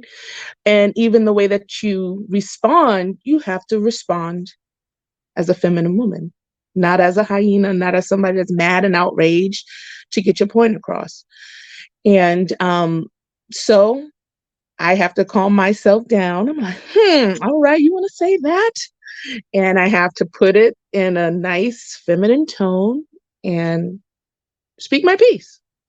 And that can be either towards a man or a woman, because I get blowback from men too. Like, and that hurts. But okay, like, well, how can I do it to say, to still be respectful, because you still have to show men some type of level of respect too. I still always want to keep that there, so that when they look at me, or if they see me, they say, okay, maybe I don't agree with her, but oh, she's respectful, or she's never done anything, or you have to protect your name. We're in these public streets, we're in this public forum, and I try to always keep living up to my personal standards and how I move and operate, even in the face of people calling you a mammy, even in the face of people calling you pick me. A man last night talking about, I don't give a F about what you have to say. So it's like, man. So it's like, well, okay. Well, who is Stephanie and who is she chosen? Oh, a feminine woman. Okay, that's who I really am. And that's how I'm really moving. So I always keep the new standards that I have learned from myself always above the hate, all the name calling, because that really doesn't shape me, because I've elevated above that. So what I'm basically looking you as, like, okay, if I could just talk to you, you don't have to, I don't have to kiss your butt or anything, but if I can just relate to you in a respectful manner, maybe you can see my perspective. If not, then that's fine. I'm not going to twist your back, because we all have free will. We all have our own choices. And as many have said so many times, we're not going to save everyone.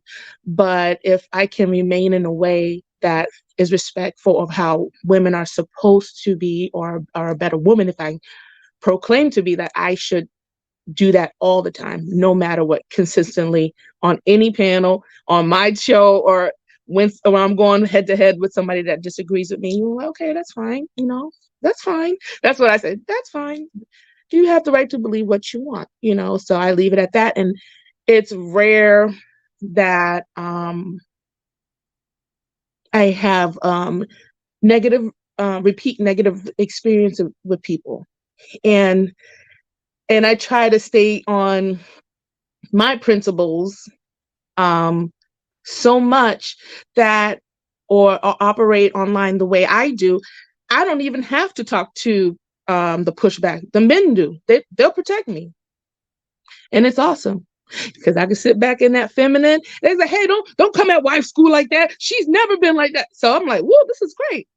So sometimes the way you live and the life that that you say that you do, it will speak for you, and other people will speak on your behalf, and you don't even have to open up your mouth and fight. So that's how I roll. And I thank God. I'm grateful. I'm not saying that whatever, I'm this and that, but to know that people have your back like that is really like touching. And I'm just going to keep just building on top of that. You know what I'm saying? And you just got to you have to think long. It's annoying sometimes dealing with people, but you have to think of the long picture, the long suffering, and the role of a servant is not easy when you're trying to elevate a people to a higher vibration, a higher mindset, and a higher vision that you see for them that they don't necessarily see. So that's what I try to keep in my mindset when dealing with those types of things. Thank you.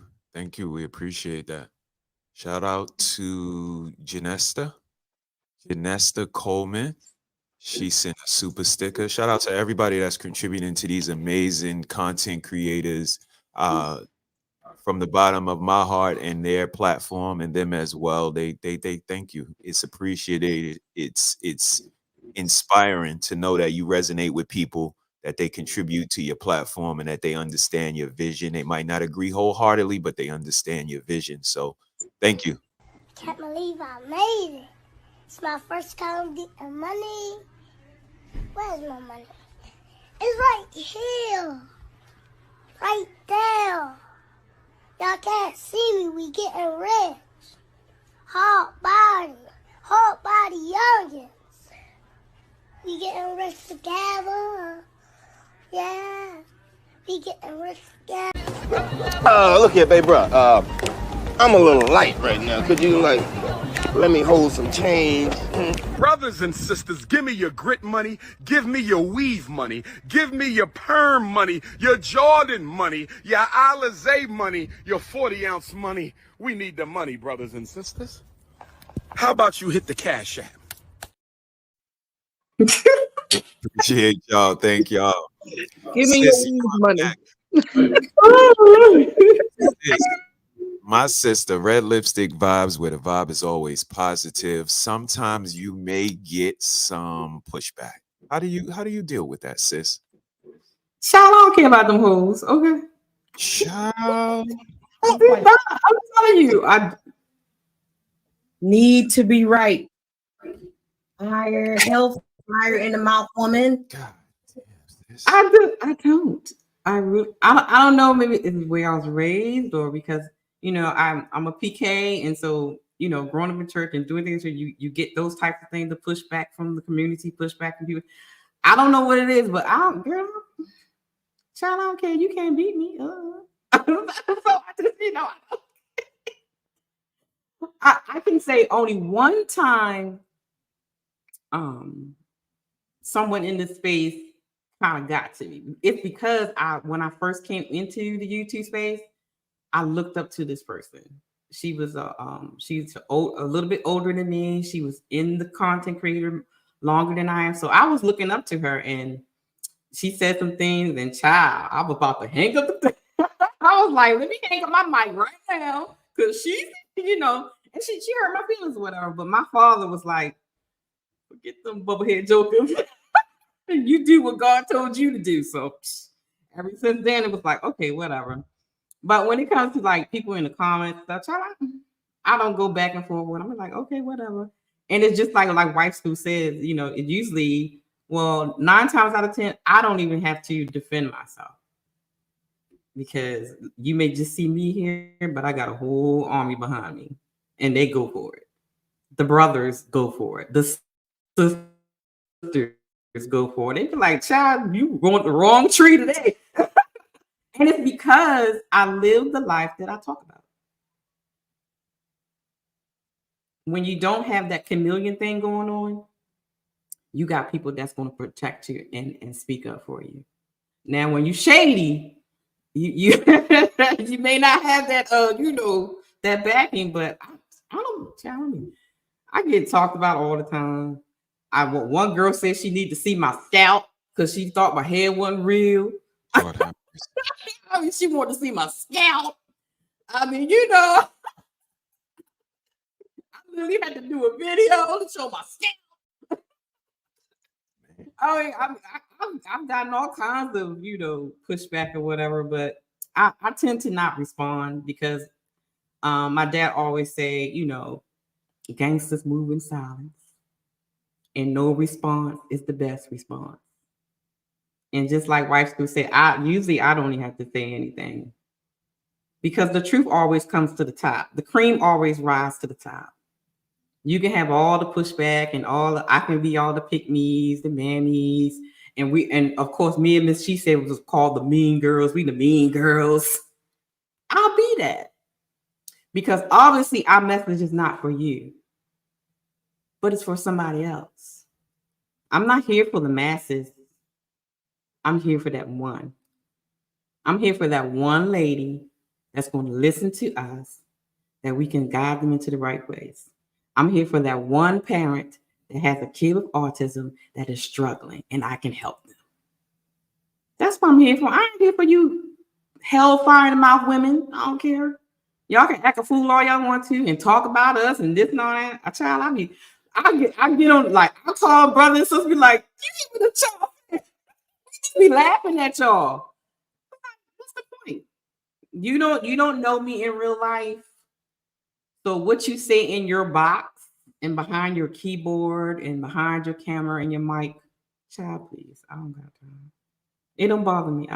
It just rolls off my back. I don't got time because I'm petty red, baby. But let me tell you this. Okay. Don't do it. Don't take my kindness for weakness. I'm trying. Shooting. I hear you, sis. Trust me. She gonna bite. Woman. Trust me.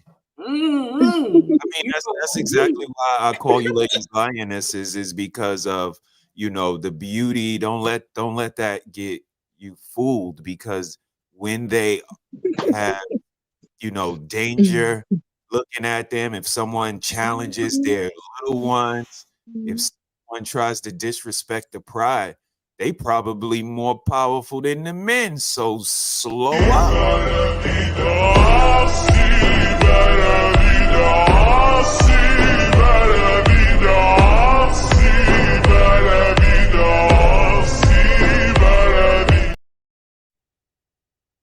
And I don't know what you mad. All they telling you is this. But I'm talking to all black women. Stop making love to coons. Stop giving your womb to coons. I'm going to say it again. Stop giving your womb to the coons, because when you give your womb to the coons, you have a coon womb. And when you have a coon womb, black woman, you can only give birth to baby coons. So stop giving your womb to the coons. I mean it, sisters. If y'all stop making love to brothers who ain't building for the community, if y'all stop making love to brothers who ain't working for the community, if y'all stop giving out your French vanilla cookies and your banana cookies and your lemon cookies and your butter pecan cookies and your butter almond cookies and your caramel cookies and your sweet brown sugar cookies and your chocolate fudge cookies. If you stop giving out your cookies to the brothers before they do the work, sisters, we can get some work done. So black looking for love in all the wrong places, looking for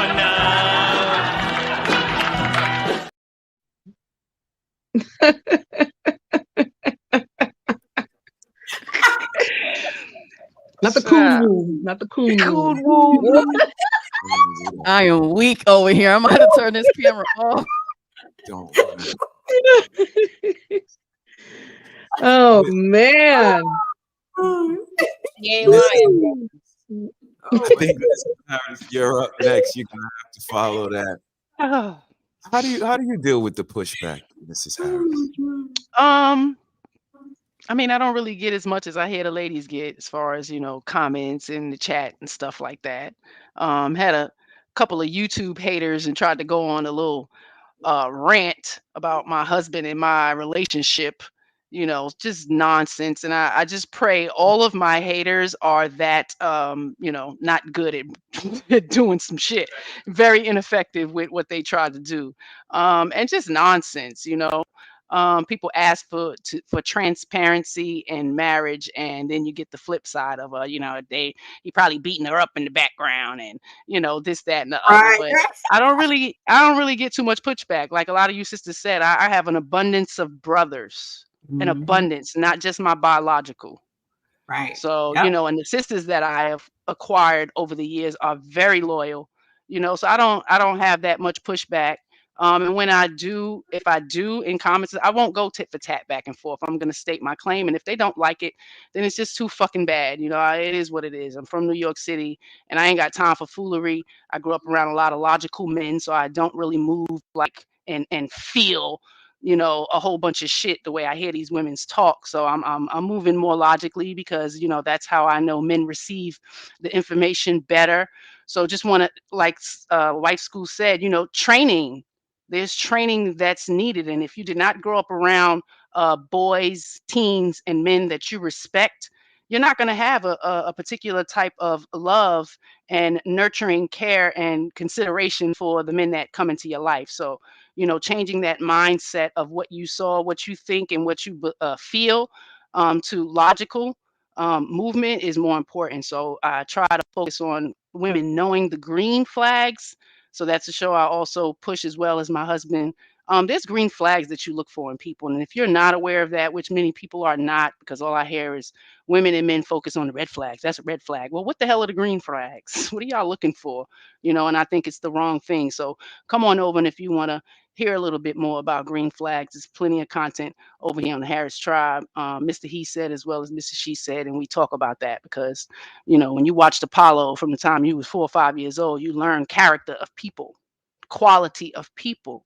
And it's an instinct that many of us don't have, because I hear too much of being manipulated and, connived, and I was young and just my mind don't develop to 25, whatever. We're all grown adults, and I think ladies really need to understand that growth and development is important, and it doesn't stop, because we don't know it all. And there's always room to grow and develop. So, find your clique, find the women that inspire you, and, try to be the best you can, especially for your children, because once you start to have them, it's not about you anymore. And that's where I try to focus. It's about them. So good luck to everybody. I appreciate all you ladies being here. Thank you, Mrs. Thank you. We appreciate you. I'm gonna play a video. I want to know if you ladies can resonate with what this young lady is saying. Women hate each other. They don't like each other. And I feel like the faster a lot of us women realize that, the more we can navigate and be able to find ourselves some real, genuine friends in our lives. Because I'm sorry to break it to y'all, but most women really don't support each other.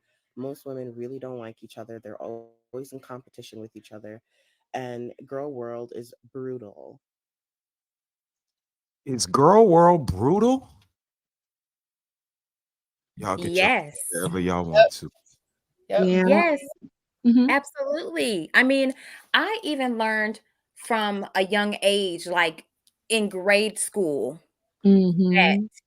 being a woman and that women, females, were brutal, were cunning, will stab you in the back. I mean, I even had people who were friends, like girlfriends, basically try to cut blessings off, or like if a boy liked me and I didn't know, she would like try to keep it a secret, or would demonstrate that she was jealous, or just little small little petty things. I personally learned that women are basically like lovers of themselves, and that is where I learned how to listen to, like, I guess you could say, the warning signs, or if someone says like, hey, you might want to be careful with that one, to kind of pay attention, because typically it comes out to being true that that individual maybe has some personal issues that she has to address, and that have resulted to her jealousy, or her being covetous or envious.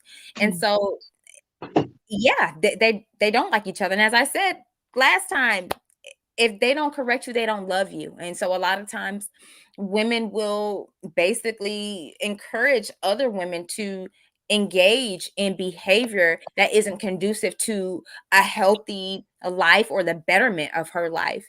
And we see that when we see this in so many ways all over social media, with women who call themselves femininity coaches and level up coaches and coach this and sister that, and I'm the expert of this and that. But really everything that they're spewing, that they're saying and spewing is rooted in hate for themselves and whatever group whom they're discussing.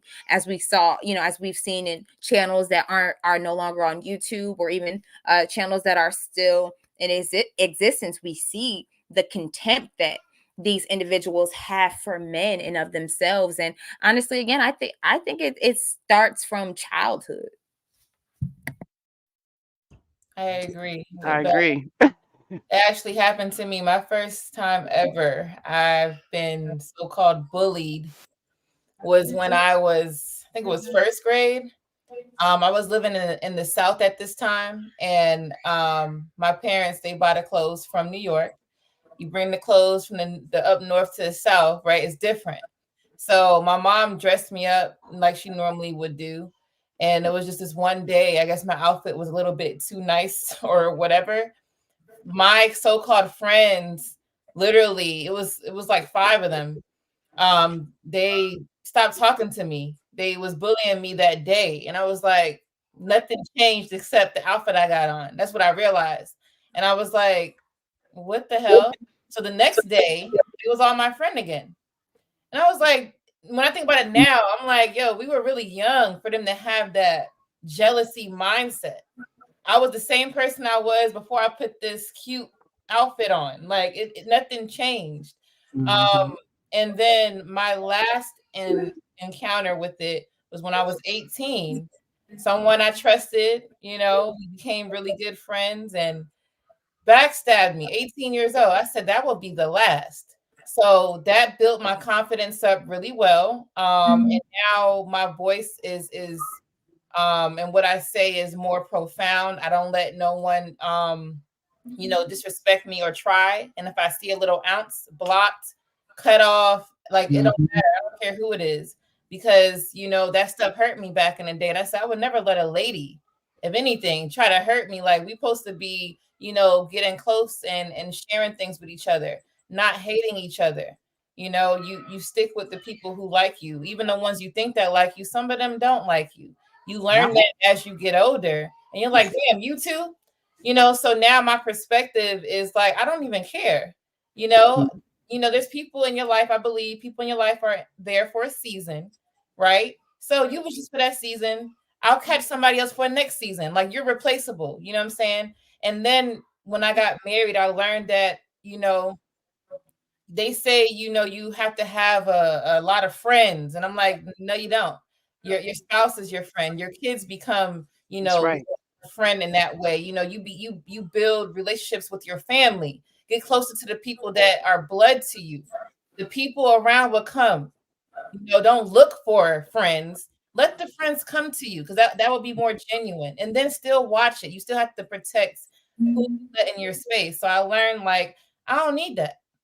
And the people that are there for me, they're going to show up, and it's just going to be that. So, I say women are bullies. I've been saying it for the last couple of years. I'm very convinced, especially now that I'm in this space. I've encountered content creators as well that are full of shit. Okay, I'm gonna just be real with you. And it's weird, because I would never expect something Very weird. but I'm gonna keep it at that, and I'm gonna keep moving. So the ones who are there, and I'm content creator wise, they're gonna be there. The ones that's not, I don't care.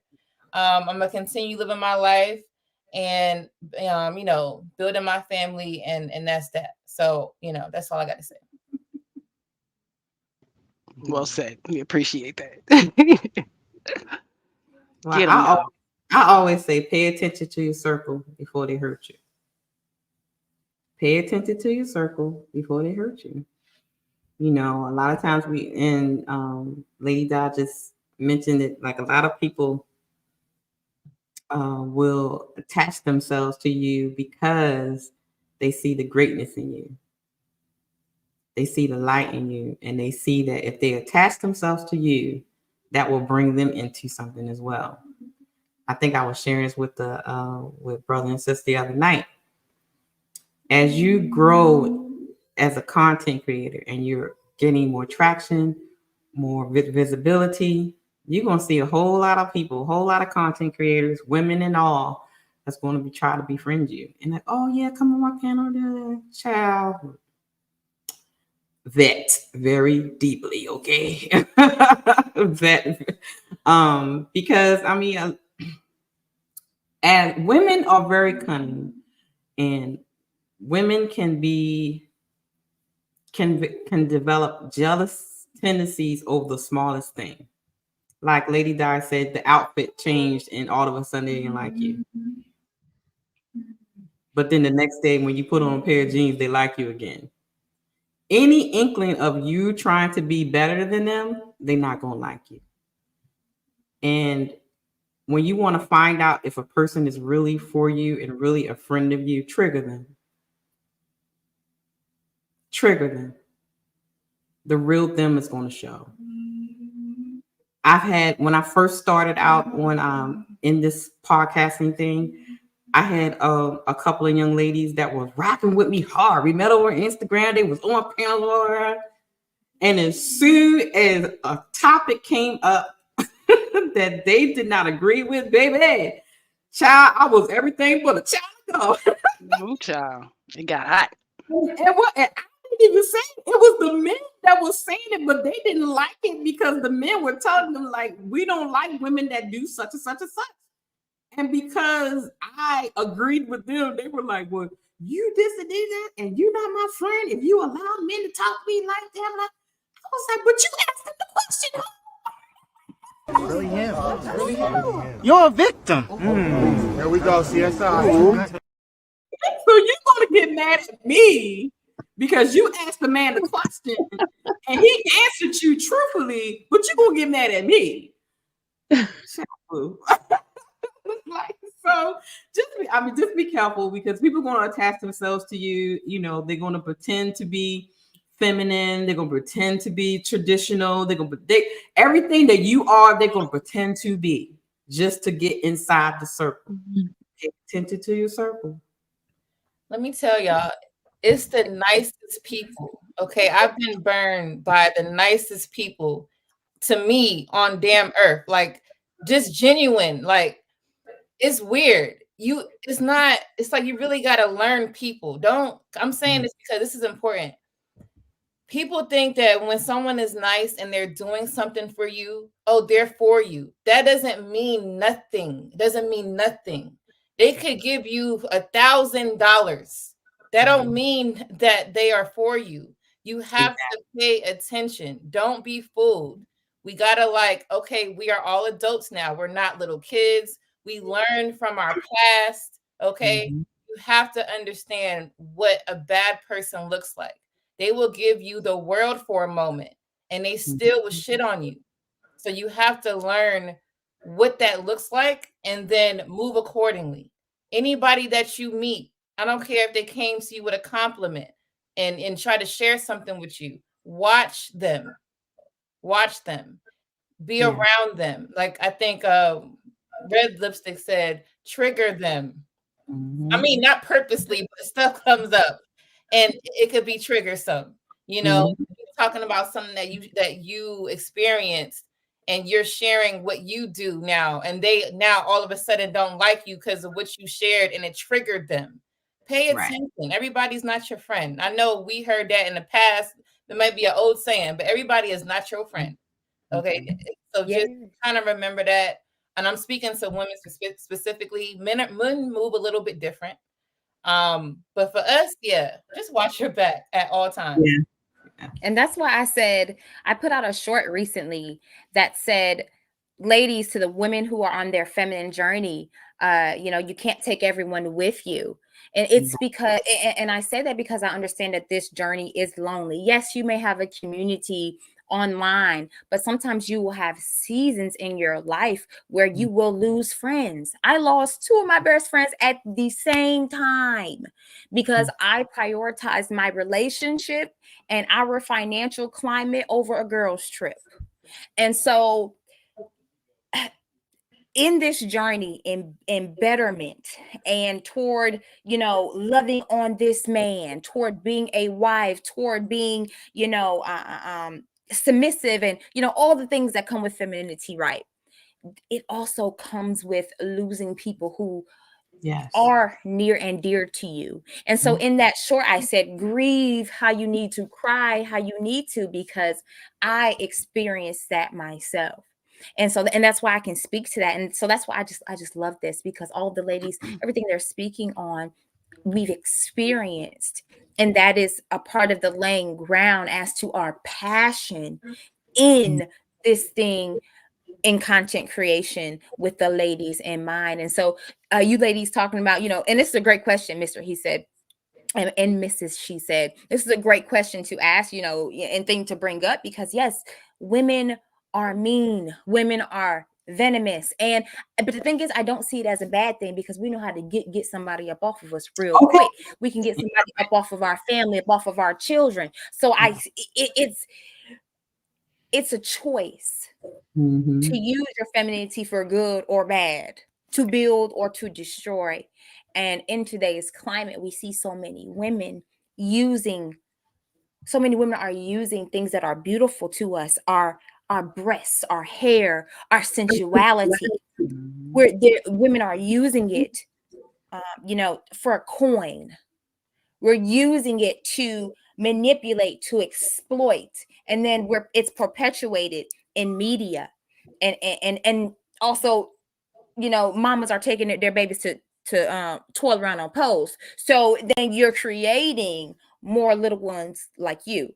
And so I said all that to say, let me go back to my point, is we have to separate ourselves from people like that, from people who think like that, and just to piggyback off of Red Lipstick Vibes and Lady Di, is this journey can get lonely, but it's certainly worth it. And then eventually, on the way, you'll pick up mentors, sisters, big sisters, little sisters, mentees, and that's when you realize it is all worth it. So Thank you. Appreciate that. Appreciate all of y'all chiming in. I appreciate you ladies so much. Y'all have so much wisdom locked inside of you guys. It's amazing. Like I said, I see the common thread between all of you guys and the leader within all of you guys. And I appreciate it. Big Bad Bull checked in. Shout out to the Mod Father. He asked a question. He said, do all the married couples on the panel truly believe that hit the marriage lottery? Or is there a level of understanding the risk that by next year you could be going through a divorce? Let's start at the top with Sis and work our way around. I mean, I never understand. Well, since I've been on YouTube, I've heard this a lot. Why are people so focused on the what if I'm going to get divorced next week, next month? I never understood that. Like in the talk, when people be talking about the marriage thing, the first thing they bring up is what the risk. She might take everything, and he might do this, and he might do that. Is that what y'all really?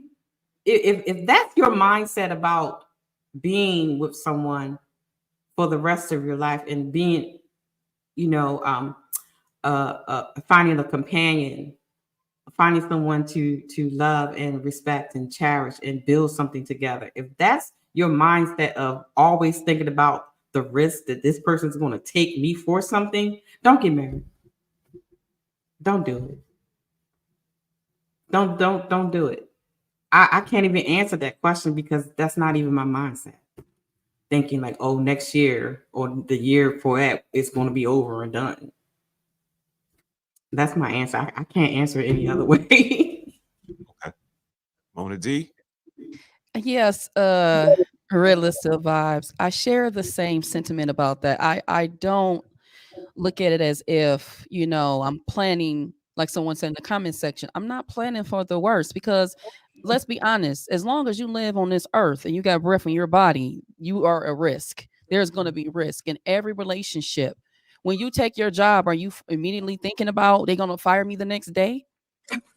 I mean, we need to think about this. When you have a child, do you think about they're not going to breathe in the next minute you're not hovering over them? And so I think that when we have these questions, and this is actually a common comment in my comment section from the little big mad hyenas, when they, I post anything that's positive about marriage, or we're just talking about accountability, right? It's, well, you don't know what's going to happen. You wait till you this and the third. You live long enough, and that is the problem right there. Because that you told me everything that I need to know. Ask Tia Mowry why she didn't stick with her man, and she's around here acting a clown, looking like a dummy on social media. She's way older than me, embarrassing her whole family because she want to look like, I did the best thing for me, and you are crying when you close that damn Instagram live down. Let's keep it 100. There's always a level of risk with anything, but let's focus on what we can do to work through it, because we will always be faced with some type of conflict, and conflict is not always negative. But we need to understand that you are not always going to be right. Your husband is not always going to be right. There's things that annoy you. I know we see a lot of those ick videos and so on and so forth. There's a lot of things that my husband could say that annoys the hell out of him about me. But that does not mean that he's going to give up on me and I'm going to give up on him, because that is the leading point with this for women, is they talk as if their ish don't stink. And ma'am, I don't care how good you think you look. Your husband know the real about you, and he could put all y'all business out on Front Street. So let's stop pretending like we are so perfect and all of this. So let's focus more on what are some tangible ways that we can work with one another without constantly blaming the other person. And I'm not also saying that you got to hold everything either, but we all got things that we got to work on, whether you by yourself, whether you are with somebody, like Miss She said, made a good point. When your children do something, my daughter do something every day. She do stuff that to this day she does things, and I'm like, gosh, that's my child. I can't deny it. If I could set you out, okay, because you are reading me. But I understand that she is being a human being, and I'm not going to turn my back on her, because she has to live life. So who are we to turn our backs on our spouses because they ain't do everything that so and so? And I used to have that real bad in the beginning of my marriage. My husband would do stuff, and I had to check my own stuff. Like, man, you was wrong. As 2 left shoes. Okay, calm down. I've publicly talked about that. When I was married, thinking that I knew everything. Okay, I know you. I got everything figured out. And that correction out of love. Not because he wanted to belittle me, berate me, but he had to say, look, slow your roll. And the one thing my husband would always say, I don't care how mad you get, how frustrated, you can cry. Oh, crying. You can do all of that, but I'm not going to give up on you, but you're going to hear what I have to say and respect me. And we ain't had no more issues. And so I think this mindset of planning for the worst, 1 foot in, 1 foot out the door, backup accounts, so on and so forth, all these little things that any woman, when you go on those posts online, they say, what are some advice that you would give to any woman if you're 30 and up, to a younger woman? All that is trash ass, fake, BS cap comments. Because you could do all those things that they're telling you, and you will still be by yourself, because you're not dealing with the reality that we're human beings living in a human experience, and none of us got all of this figured out. But let's work with one another out of respect, hear each other out. Okay? Even the therapist will not have every answer for you, and they're not supposed to. They give you tools. So you and your husband got the knowledge, you know how to deal with one another, but get your ego up off your shoulder and fall back a little bit, listen to each other, and put together something. But I think that is the detriment to our society, is that you running around thinking, so then you're going to leave this man and go get another one? And you ain't going to have no problems, child, please. And bring them around your children. Hello. Can we talk about it? That's a whole nother conversation, but that's all I got to say. You know, to believe that you are just not going to be in a marriage with no problems, with no issues, that's really illogical. Work on building up your toolkit. Thinking back to a time when you may have had another difficulty. How did you work through that? And then take it and adjust it as necessary. So that's all I got to say. That's a topic right there that really gets me heated. And I think that we need to stop thinking like this and understand that none of us are flawless. We're going to have issues and we can work through this.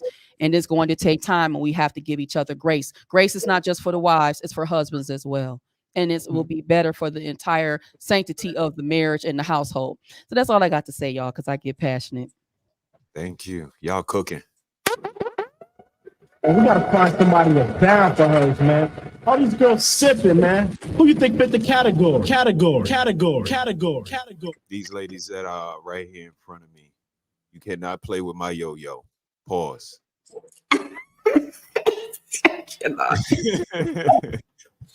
Bella has to go, but we want to get her to answer the question before she leaves and give any closing comments. We appreciate you and your time. And again, just extend nothing but love and light to you, your platform, 2024, and your beautiful family. So it's on you, Bella. Yes, sir. Thank you. And yes, it's hot here because I got heated up from Mona. I'm like, she ain't talking to me, but oh my gosh, I feel like I'm guilty. Okay. But I like to look at things from multiple perspectives here, right? So I 100% agree with Mona, 1000%, right? Because you absolutely cannot go into marriage with a scarcity mindset. And I have spoken with the ladies and to the ladies about that over on my channel, because if you go in there expecting to fail, you're preparing to fail. And so with that in mind, the ladies, you must be careful with doing anything, going into it thinking that you're going to fail. Nerves are okay, but again, preparing to fail, being worried, the what ifs, worried about the what ifs could very well land you on your face rather than on your feet, because you were looking at the wrong thing. You were focused on the wrong thing because you were not focused on the structure and the building and the success of your relationship rather than but you were dealing or thinking about the downfall. That's why you landed on your face, because you were looking at the ground rather than looking up. And so I think, of course, perspective is the most important thing. Now, to more so dig into a Big Bad Bull's question, I mean, anything can fail, right? 50% of businesses fail like within the first year. When a baby tries to get up and walk the first time, the baby's not going to be able to walk. So there's no guarantees. But the response I want to say to this is, yes, there is a level of understanding of risk, but again, we do not plan to fail. And so, and my husband's older than I, and so he has much more, life marriage experience than I do. But I came into this wanting to be wanting to be a wife, wanting to submit. So in my submitting, I submit to the work that is going to take for this marriage to last. My husband and I, we talk about wanting to stay together for the children, wanting to stay together for us. My husband's 8 years older than I. I saw somebody in the comment. Wanting, and we also talk about how we're looking forward to becoming empty nesters, and 50 years from now, when maybe one of us have to wipe each other. We talk about that because we're not planning to fail. And so yes, sir, a Big Bad Bull, we understand that there's risk associated with marriage. And even as Mona said, there's risk, and I like to use this example, there's risk. We risk our lives every day by getting in the car and driving to the store, driving to work, driving to church, driving to take our children to school or whatever, right? But that doesn't stop us from hopping in our vehicles. So again, a similar thing.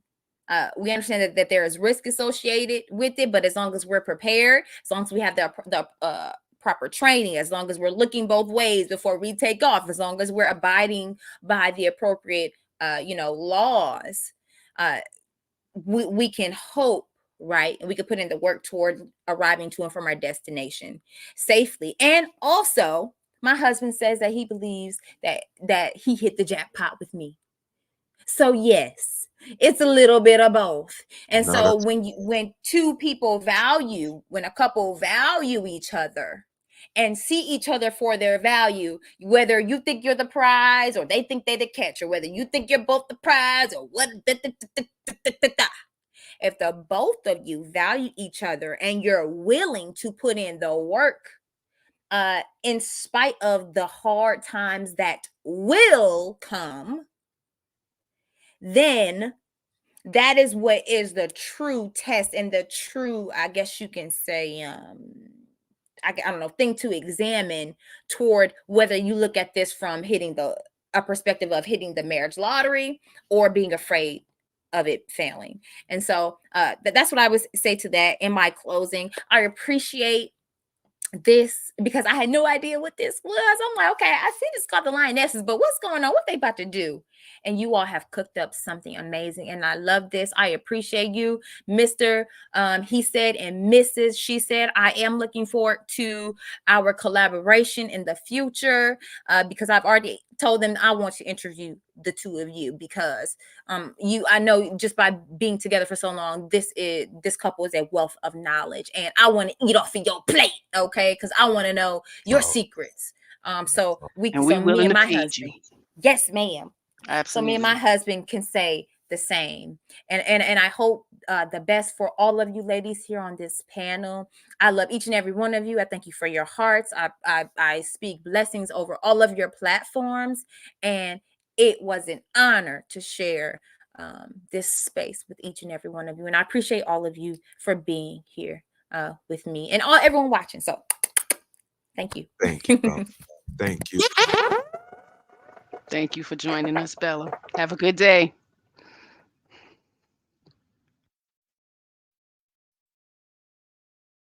We got one more question from Dr. Nakumbe in the chat. And I believe we're gonna go to Lady Di first. I'm sorry. We're gonna go to Lady Di, and Wife School is doing something down there. I'm not sure what that is. It's my freaking internet. I'm so sorry, guys.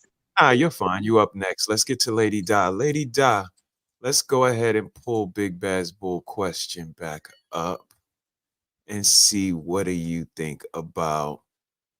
Do you believe in a lottery hitting the marriage lottery, or is there a certain level of realism that needs to go into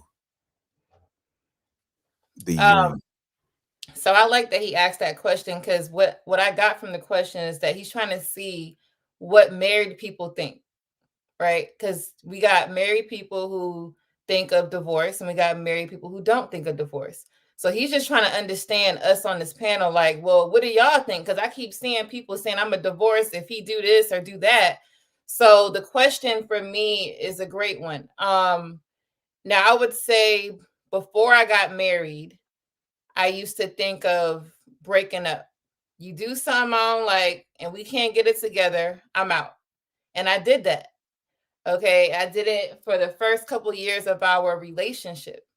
And then eventually I got a reality check between my husband now and some other people like, why do you keep leaving? Why do you keep doing this? What are you running from? Stuff like that. And I realized, okay, well, all right, why am I thinking about breaking up, aka divorce? Why am I not staying? So I believe, you grow into a sense of maturity and you got to understand what life is about. Life is a risk. Marriage is a risk. And when I say marriage is a risk, I'm saying who you choose to marry is the risk. Marriage itself is not risky, right? Marriage is a beautiful thing. You create bond with someone, you create the family, you create your legacy with this person, and then it's for generations to come. But who you choose is very risky. You could ruin your life just by one simple choice. So that part is risky. And I think some of us have to learn the hard way, right? We have to learn by picking wrong, and then you marry that, and it's kind of like, dang, what did I do here? And then you got to make a choice.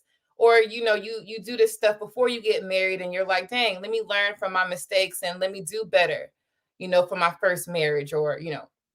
So what I believe is not, I don't think right now, I'm not in the space of thinking of divorce at all. I let go of that a long time ago. When we got married, I never thought of a divorce, even if we had an argument, disagreement, whatever. I don't think of those things because I understand that things are not going to be peaches and cream every day. I do understand that we are growing, so we're getting older.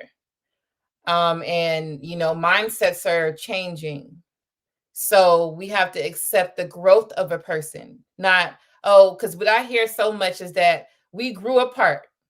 I hate that statement so hard. Like, because I'm like, what does that mean? Like, he grew to the left, you grew to the right, but why is it bad?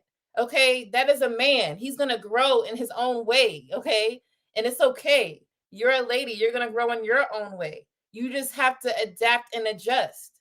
It is what it is. It doesn't matter. Everything is not gonna be the same. Okay, so learning that before you get married is a must. You have to understand people are going to grow, as long as it's not life threatening, because that's what I promote on my page. If it ain't life threatening, I don't know what you're complaining about. Then, you know, look at marriage as something good and choose right. You have to choose right. And the way how you know that you chose the right person is that they don't think of divorce either. That's it.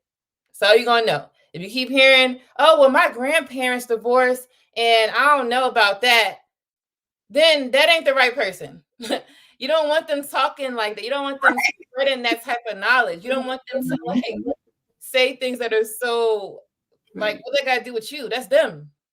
Okay, they could have been married 30 years. All right, what they got to do with you? You could be married 100 years. You know what I'm saying? Like, just make it work. So it's mindset. Have conversations with the person that you're about to marry and really get into uncomfortable conversations. That's how I changed. It was uncomfortable as hell. And I'm like, this, I don't know. Like, this is, I don't know how to respond. Have these uncomfortable conversations with the people you're with, and everything is going to come out. And I think that's the triggering thing that Rest Lipstick was talking about. You got to trigger people to understand them. You got to see what they can handle. If they can't handle little things, they're not ready to marry. Don't even think that you're going to marry them and say, oh, they're going to change because I'm going to go buy her this. No, they don't work like that. Change has to come before the marriage, and then marry them at that point. Because I can't say because someone was you know, did something bad when they were young, now this is who they are. They're not going to change. I don't believe in that. I think people can change. I think the worst person can change. It depends. So be wise, but you know, you have to see the mindset of marriage. They don't think of divorce, and then that's how you know, and that's that. Thank you. Thank you. Wife School Podcast, you up next. Woo! How can I follow these ladies? I like how Lady Di says the only risk is who we attach ourselves to, because that, in essence, shows if this person is an asset to our relationship or a liability. So I totally, definitely agree with that. But I just want bad bull or people to think of it that marriage or that the risk of divorce is not a risk. When you get into marriage, it's threats.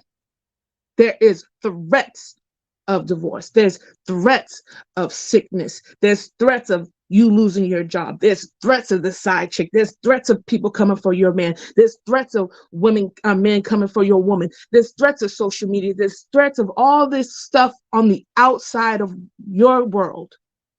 And you guys have to do everything in your power possible to fight against those threats.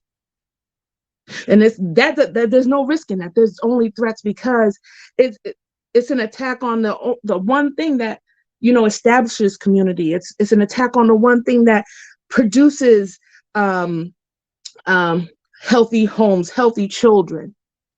That is an act of threat that has been against marriage since the beginning of time, when the snake said, "Hey, you want this fruit?" to make her go against what her husband had told her. So it has been a threat since the beginning of time. There's no risk, there's only threats. And these people that are coming together have to make sure that the love that they have for one another, that the overview of their relationship, that the end goal of what they want to accomplish oversees and supersedes those threats that will come every day. And it's not so much about divorce, but what if your spouse gets sick? Let's think about those things. Those things are hard.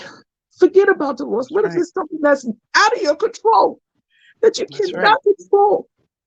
Let's stop thinking so bad. Let's stop going to the extremes on so many things, and let's appreciate the people that we have in front of us, because the next day they may not be there.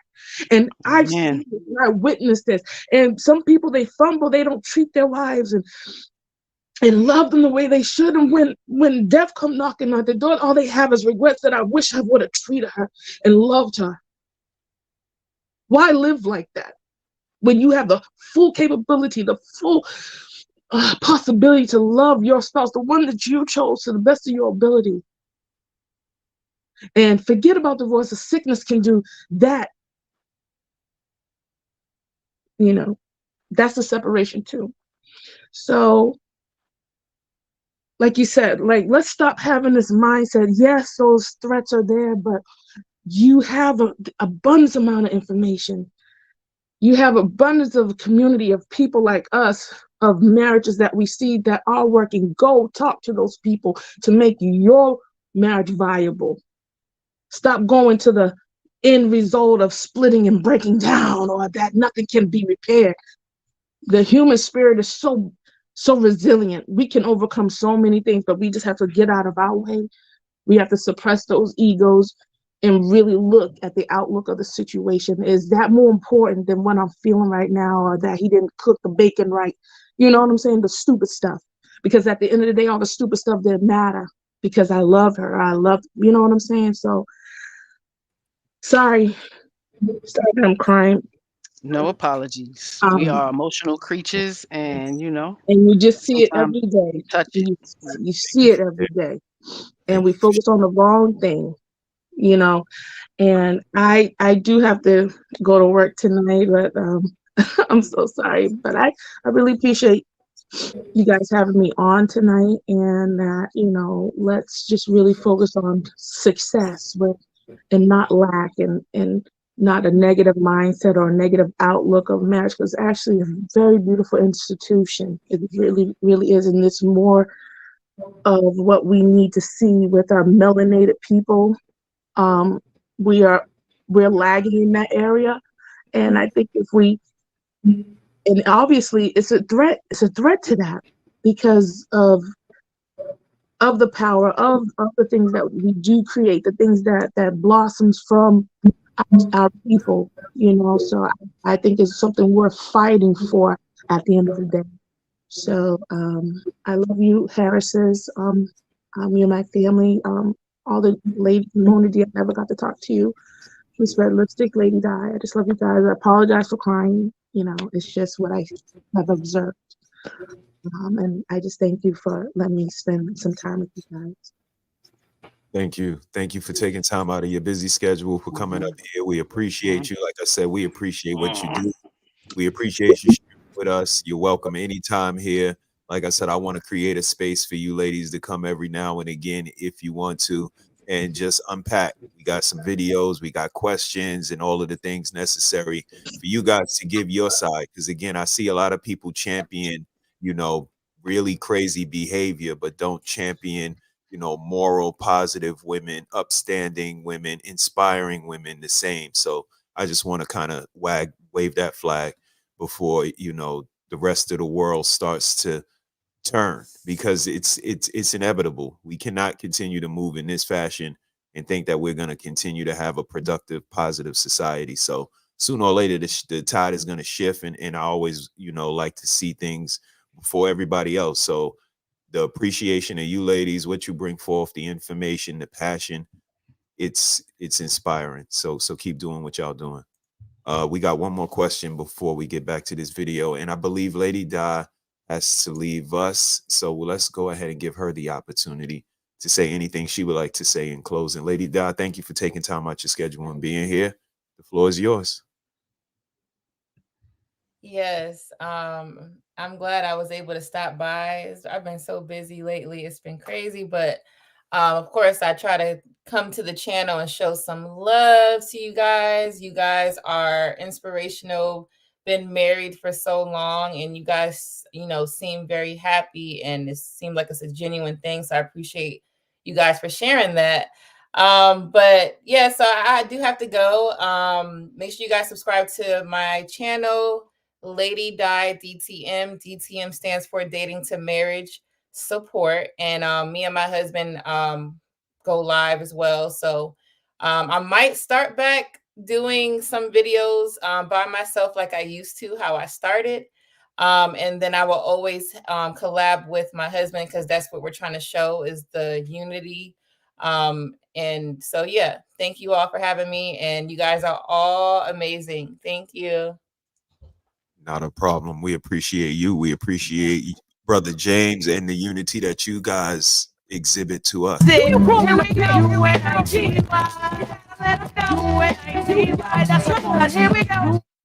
you for taking the time out of your schedule and joining us. Have a great day. Y'all show some love. Thanks, Lady Di.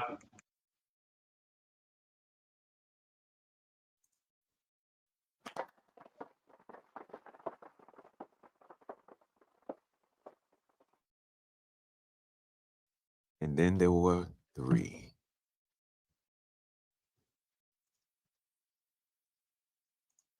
And it doesn't get spoken about enough.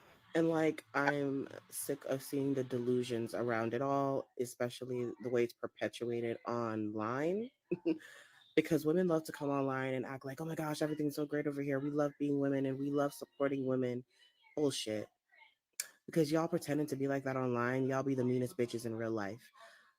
Girl world is brutal. Girl world is mean. It's cruel. It's constant competition. It's stepping over one another to try and get to the top, and overdoing it, and one-upping, and all of this bullshit.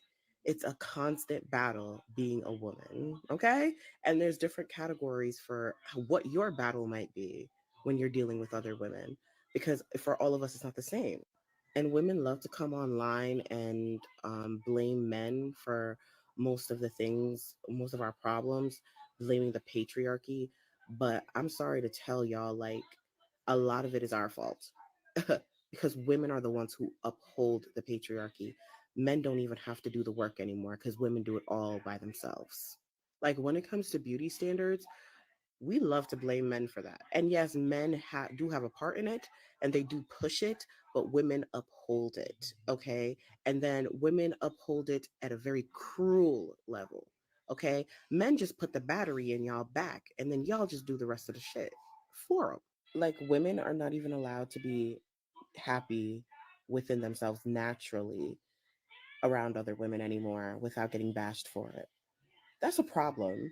That's a big problem. Why are women coming online talking about, oh, you need to grow up and wear makeup? If you don't wear makeup, you're childish. What does that even mean? Huh?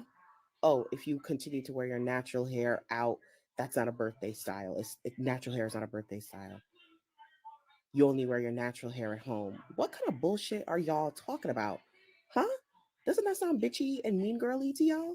I don't get it. What goes through y'all's mind when you're putting that shit on the internet? Y'all.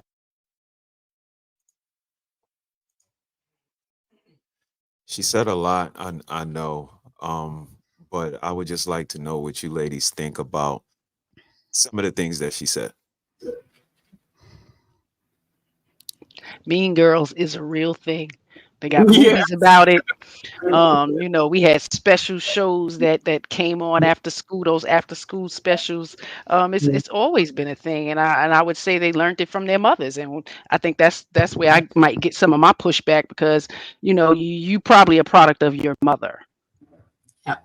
You got that attitude, that I don't care attitude, the dismissiveness. You know, I don't want to listen. Just the mean girl. You watched your mother be a mean girl, Mm-hmm.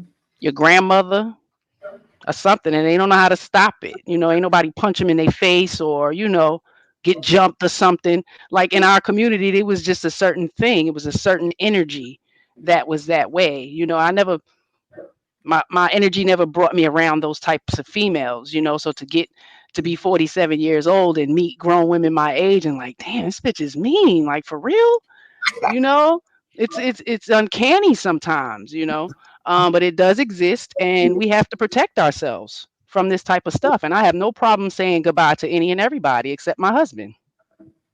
Indeed. You understand? Everybody is disposable in my mind. From the time I said yes to this man, I don't care who you are. If it comes between you, him, mm-mm. You know, the mean girl mentality exists. It's exhibited. Um, And I would just say, watch yourself. Be careful of who you agree to be around or allow on your panel.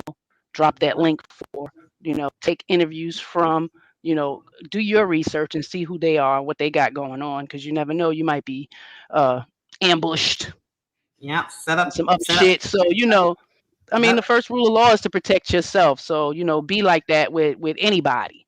But women, absolutely, yes. Ask them diving questions, vetting questions. Of course, there's green flags to look for in human beings, people that you want around you. So those are the things that you need to prepare our little humans for, because they have no clue. They're growing up in this society with this technology, and it's a different life, different frequency. So yeah, the mean girls exist. What y'all think? Of Yeah. course. Yeah, they exist. Yep. Yep. Yep. Yep. Of course. I did a video, and y'all know how I feel about, if you don't know, I'm definitely team natural. I'm definitely team, you know, you can be confident and still want to make improvements on yourself, right? You don't have to put on a mask to be anyone else, right? There's nothing wrong with some slight enhancements, right? When I say slight, I'm talking about switching up your hairstyle, putting on a little makeup. You don't want to look like a drag queen. Okay, you don't want to do that. There's so many things that we can do, but I do not like women when they, or don't like the perspective from women that, you know, if you don't y'all, it's a video I'm going to do soon, but basically saying you're not a bad bitch unless you're wearing a bust down 30-inch middle part Brazilian wave, you know, and you got to have a BBL, you got to have all Says the the gay breast man.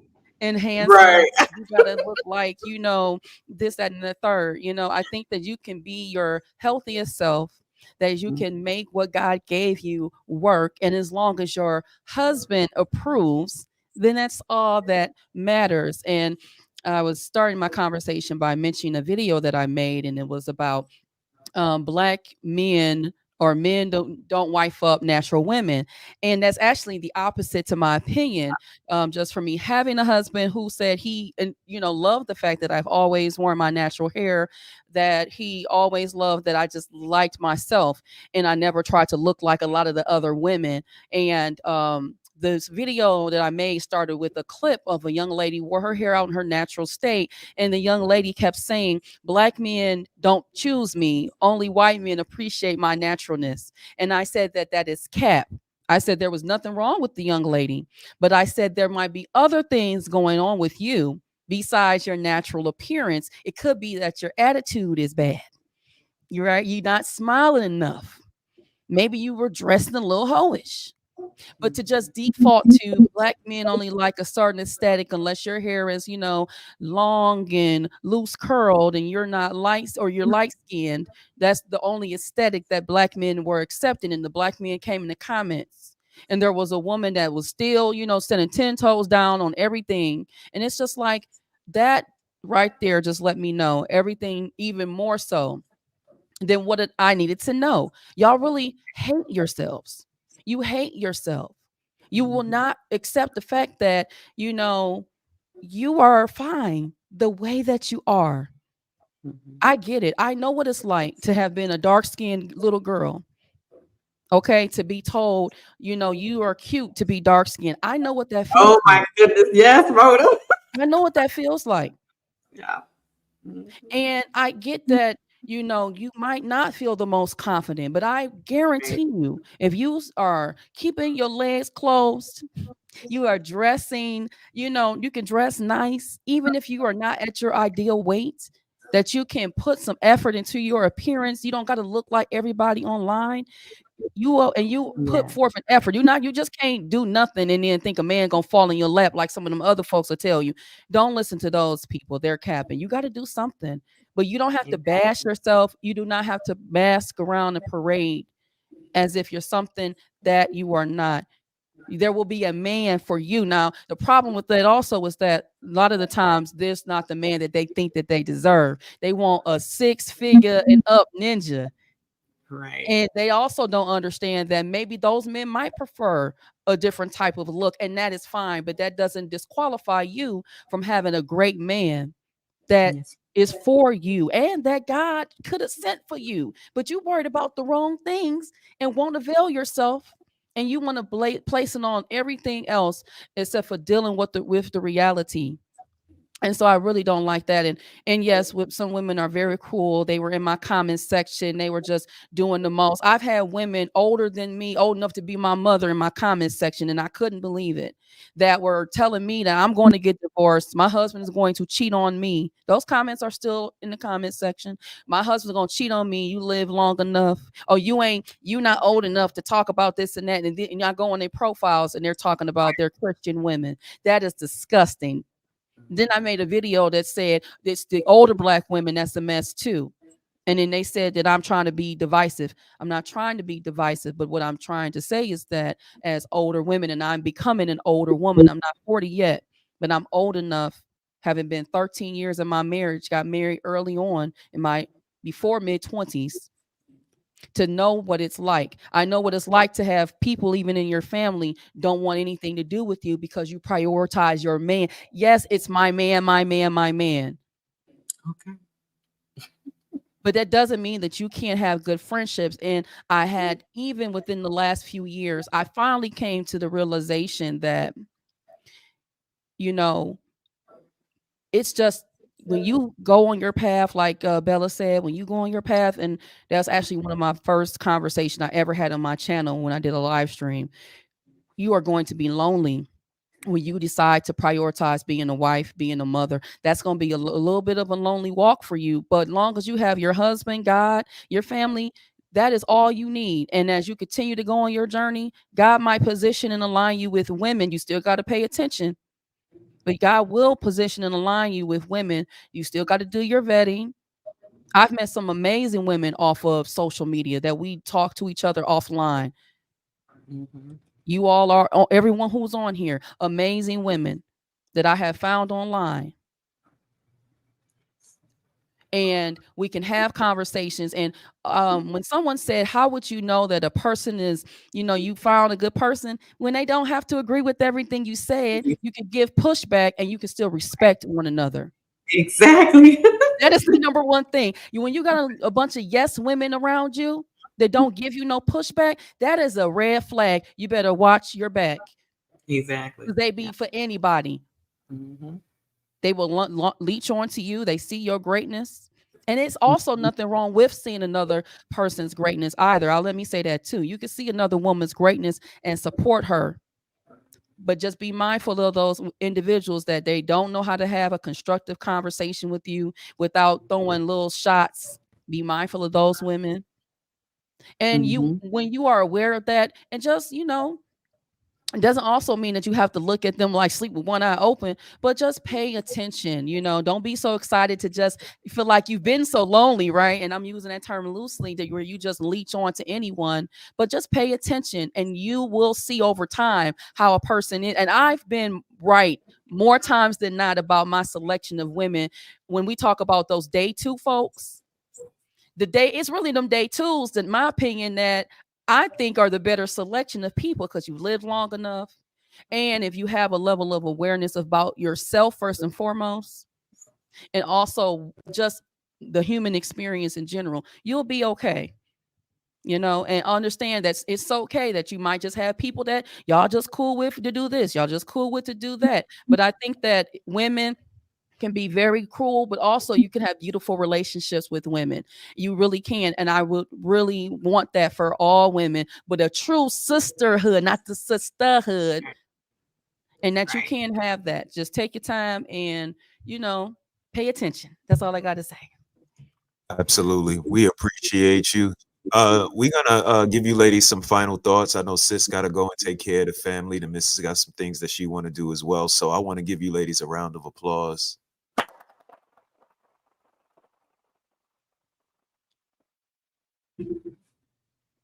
Y'all have no idea how much I appreciate y'all. But before I get y'all out of here, sis, I'm gonna let you get some final thoughts and get y'all out of here. But before I do, ladies in the chat, y'all take this one with y'all before y'all leave. This is the type of stuff I think about over here on this side. It's the daddy husband discussion. If your husband and your daddy was having a heated discussion and your husband turned to you and said, Mona D, go wait in the car while I finish this discussion with your dad. And your dad turns to you and say, Mona, baby girl, sit down right there in that chair. You can sit right there while we finish this. Who you listening to?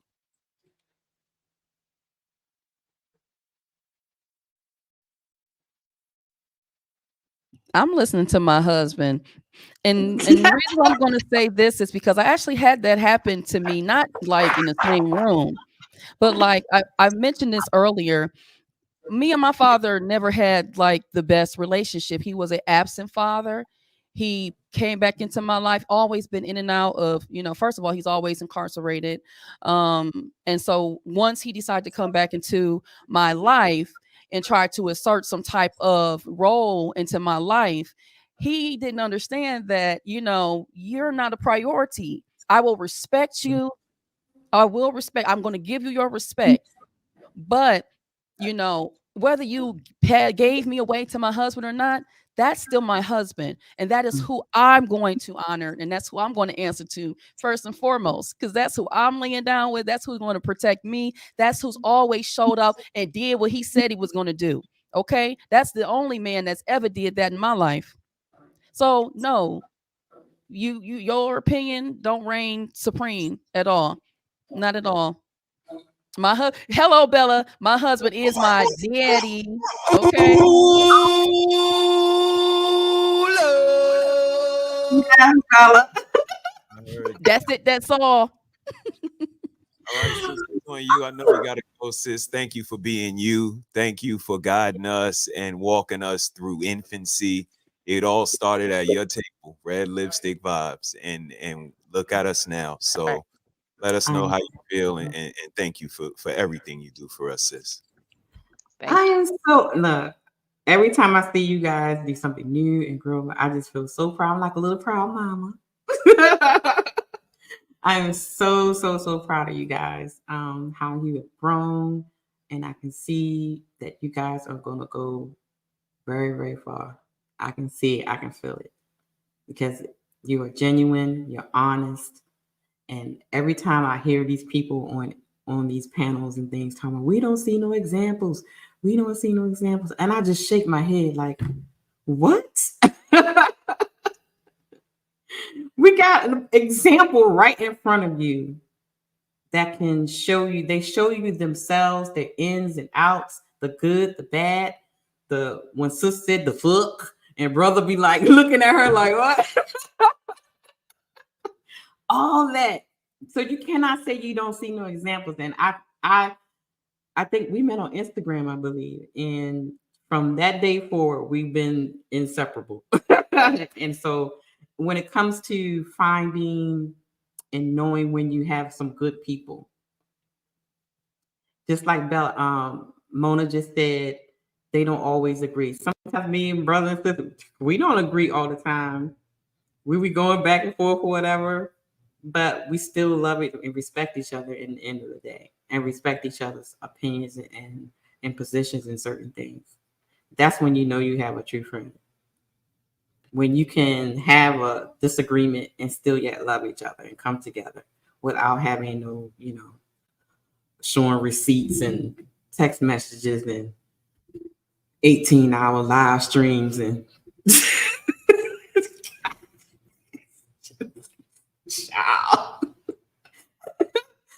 but Gotta get them views, baby. I mean, just So, sis, who you listening to? Are you listening to the hubby? Or are you listening to Pops when that discussion happens? And look I'm glad Mona D went first because she had a different relationship with her father. So I'm going to take it from another perspective. Okay. I am a dad's girl. I'm a daddy's girl. I'm still a daddy girl. Hey, Dad. OG Dad is in the house. Shout out to OG. We have a very, very close relationship. And someone asked me this question before because of the relationship I have with my father, who I was going to listen to first. I'm going to listen to my hubby first. King James will be first, okay? Because Dad said, I give you to him because you his responsibility. I'm his responsibility now. I'm no longer Dad's responsibility, okay? Dad gave me away, so therefore that's where it's going to be. So no, of course I'm going to listen to my husband first.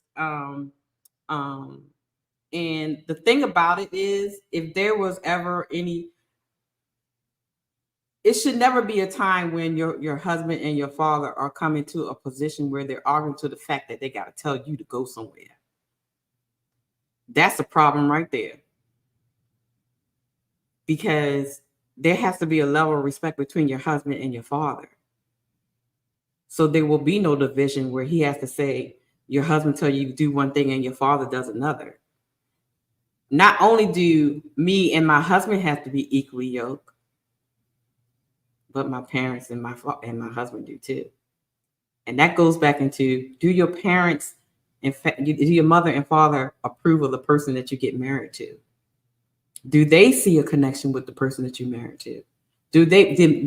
My father would never say, go ahead and be under King James covering if my father did not feel comfortable that King James will be able to take care and provide and cover me. So there will never be a time when there will be that type of division to tell me my husband doing one thing and my father telling me another. So I just want to put that point in there. But of course, ladies, you listen to your husband. Your husband comes first. You are no longer under your father's covering. You're under your husband's covering. Let me say this to the whole mean girl thing. Like I've been saying in this whole thing, be careful, pay attention to your circle. Pay attention to your circle. You got the mean girls, you got the snakes in the grass, you got the chameleons, you got the werewolves. I'm sorry, y'all did not hear it. He just did the biggest burp ever. Werewolves. Oh my! I hope y'all did not. I was listening to the werewolves, actually. I'm not gonna lie. We heard the werewolves. Werewolves to me. Werewolves take three. It was the werewolves. As soon as I said werewolves, it's like a big burp just came across the room. What's going on? But you got the werewolves, you got to be careful. Protect your energy. Not only people in person, but even when you're online, that's energy exchange. When you're on these different panels and stuff, y'all see, I do not be on all these people panels, and it be sometimes y'all know it. Now I troll in chat. Now I be trolling 60s. Okay, trolling 60s, baby. We out here. Okay. But I protect my energy on these panels because I know certain panels and things and conversations is not for me. Especially when you get into these heated battle of the sexes type thing and how Mr. Logic would say dick and pussy talks. That's not for me. Because I'm not. Shout out to Mr. Logic. I'm not one to. I love them conversations, sis, as long as they're for educational purposes. Yeah, well, But the whole going back and forth, and because I never want to be in a place where it's going to bring me around people, because birds of a feather flock together.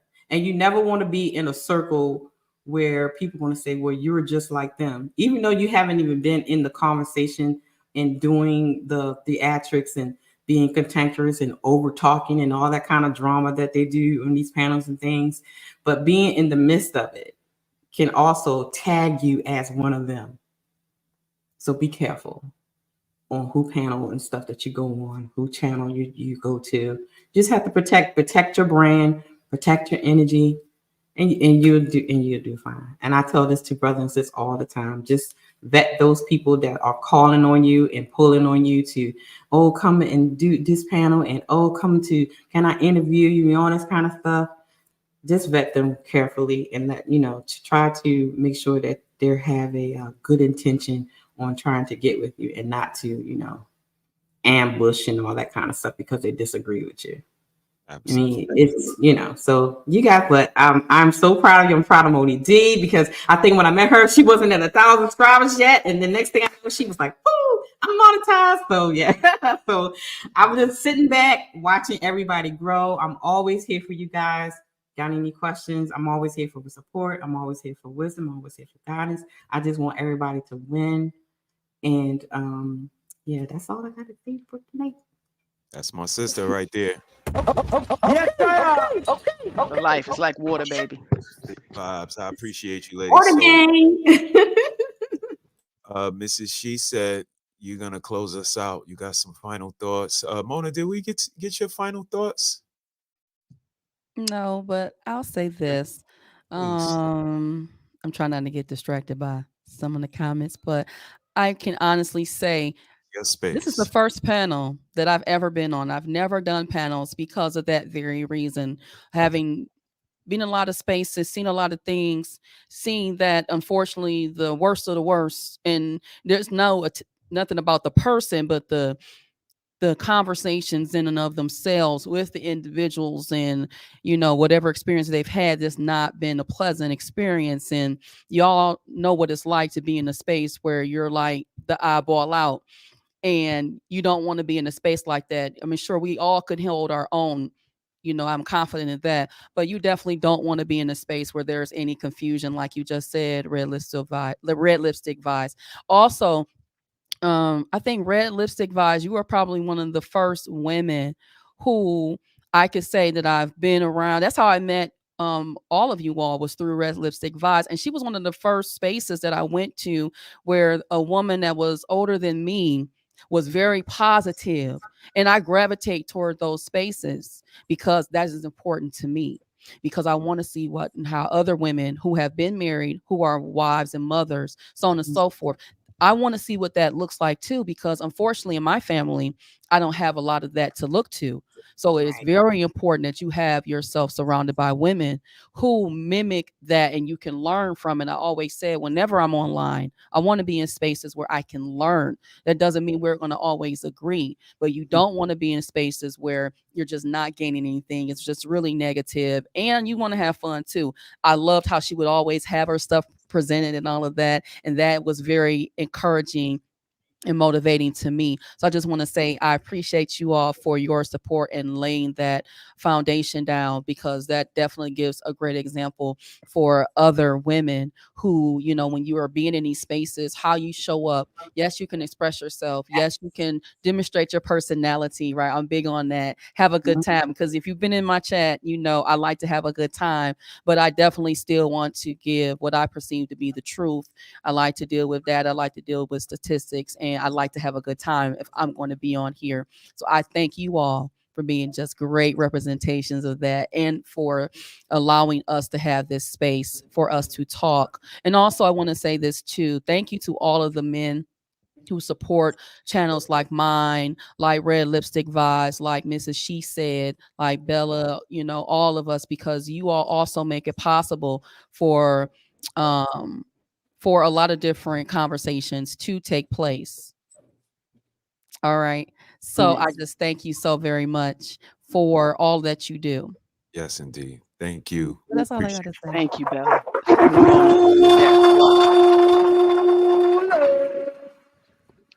I was going to point that out.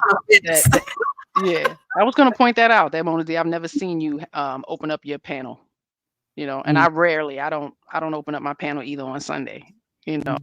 So sometimes we do have to keep it to ourselves, get our message out there, create our content that we want to be out there. Because again, we have children and they may get to see this later on and take our messages, you know, and receive a lot of that information. So it's not for everyone. But the ones who receive it, we hope you receive it well. We hope you receive it with some self-reflection and a willingness to grow and develop so we can all be better. I mean, you know, and that's what life is about, the betterment of all of us together. So, you know, I look forward to, you know, creating more content with you ladies, enjoying your content individually and sharing and supporting each other. So, you know, the Lioness can be known. We out here. We out here. Shame Sunday. Miss She Said, trying to give y'all some information. I might be a little stern and hard, but I'm an old lady. I'm an old lady. I had to go through that hard hood shit.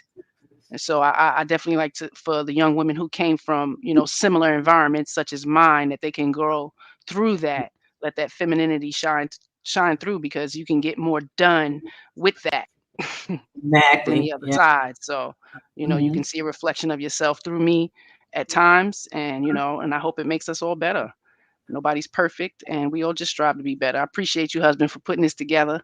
You've been craving this for some time. You know, you ladies deserve a spotlight, to just so everyone is aware that we out here, you know, and it can take one of us to really create some motivation and inspiration in other women. And again, let's just keep supporting each other. Stay away from the foolery and the fuckery. Shout out to Take Heed.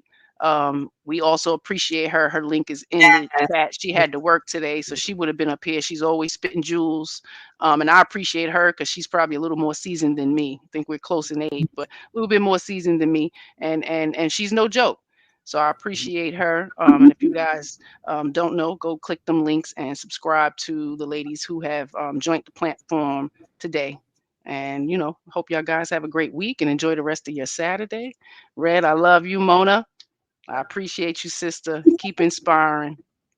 Let's get some dinner together. You know, we got to eat. Yeah, we gotta make the time to feed the family, baby. Well, thank y'all for stopping by, ladies. The whole reason I did this is because of this name you guys see I got under my name. Ain't no women out here talking to women. I disagree.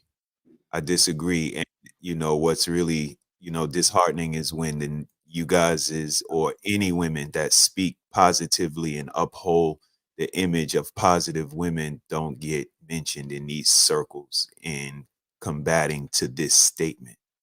Because there are amazing women in this space. There are amazing women in this world. And the same way we give the energy to the ones that deserve the energy they get, we have ladies like you. So I wanted to take this time just to give the people the opportunity to get it associated with you ladies, to be familiar that you are out here, and let them know a little bit about what we do, how we aren't hesitant to admire, to exclaim admiration and adoration to anyone that we come across that we feel deserve it. So that's what we do over here. And I'm gonna leave you guys with a couple of videos, something that we submit in our platform on this side. And you guys have an amazing weekend. Thank everybody for tuning in and checking us out, man. I hope y'all hit the subscribe button, hit the like button, and check me out. Me and the missus, we got something for whatever your flavor is. We kind of run a hospital. So if you want some triage, we got that. If you need precision or a, you know, referral from your primary caregiver, we got that. And if you need emergency surgery, we got that as well. So check us out, man. 3 nights a week here in this YouTube space, man. And we out of here, but check these out before we go. Somebody told me this, and I know this to be true.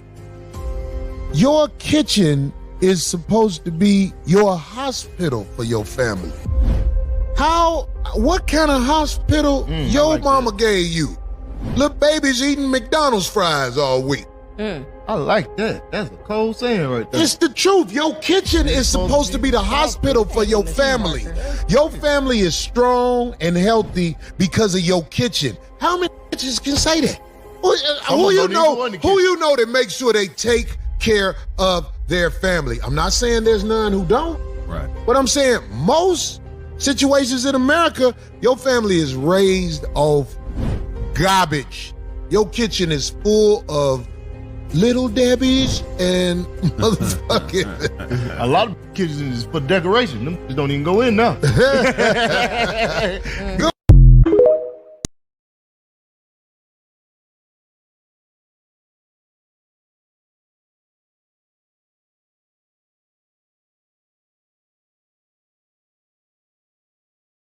Too much, you might.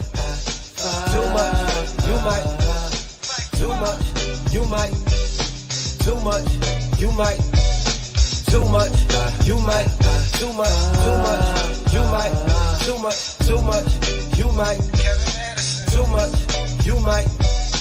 Too much, too many crabs in a barrel, but I'd rather hang around family and battle. It's too much, too many dripping in sauce, and I ain't hating on nobody, they can get lost. It's too much, trying to help a nigga out, the only thing they care about is internet cloud. It's too much, niggas sounding like each other and they all dead wrong, they don't even get along. Too much, you might.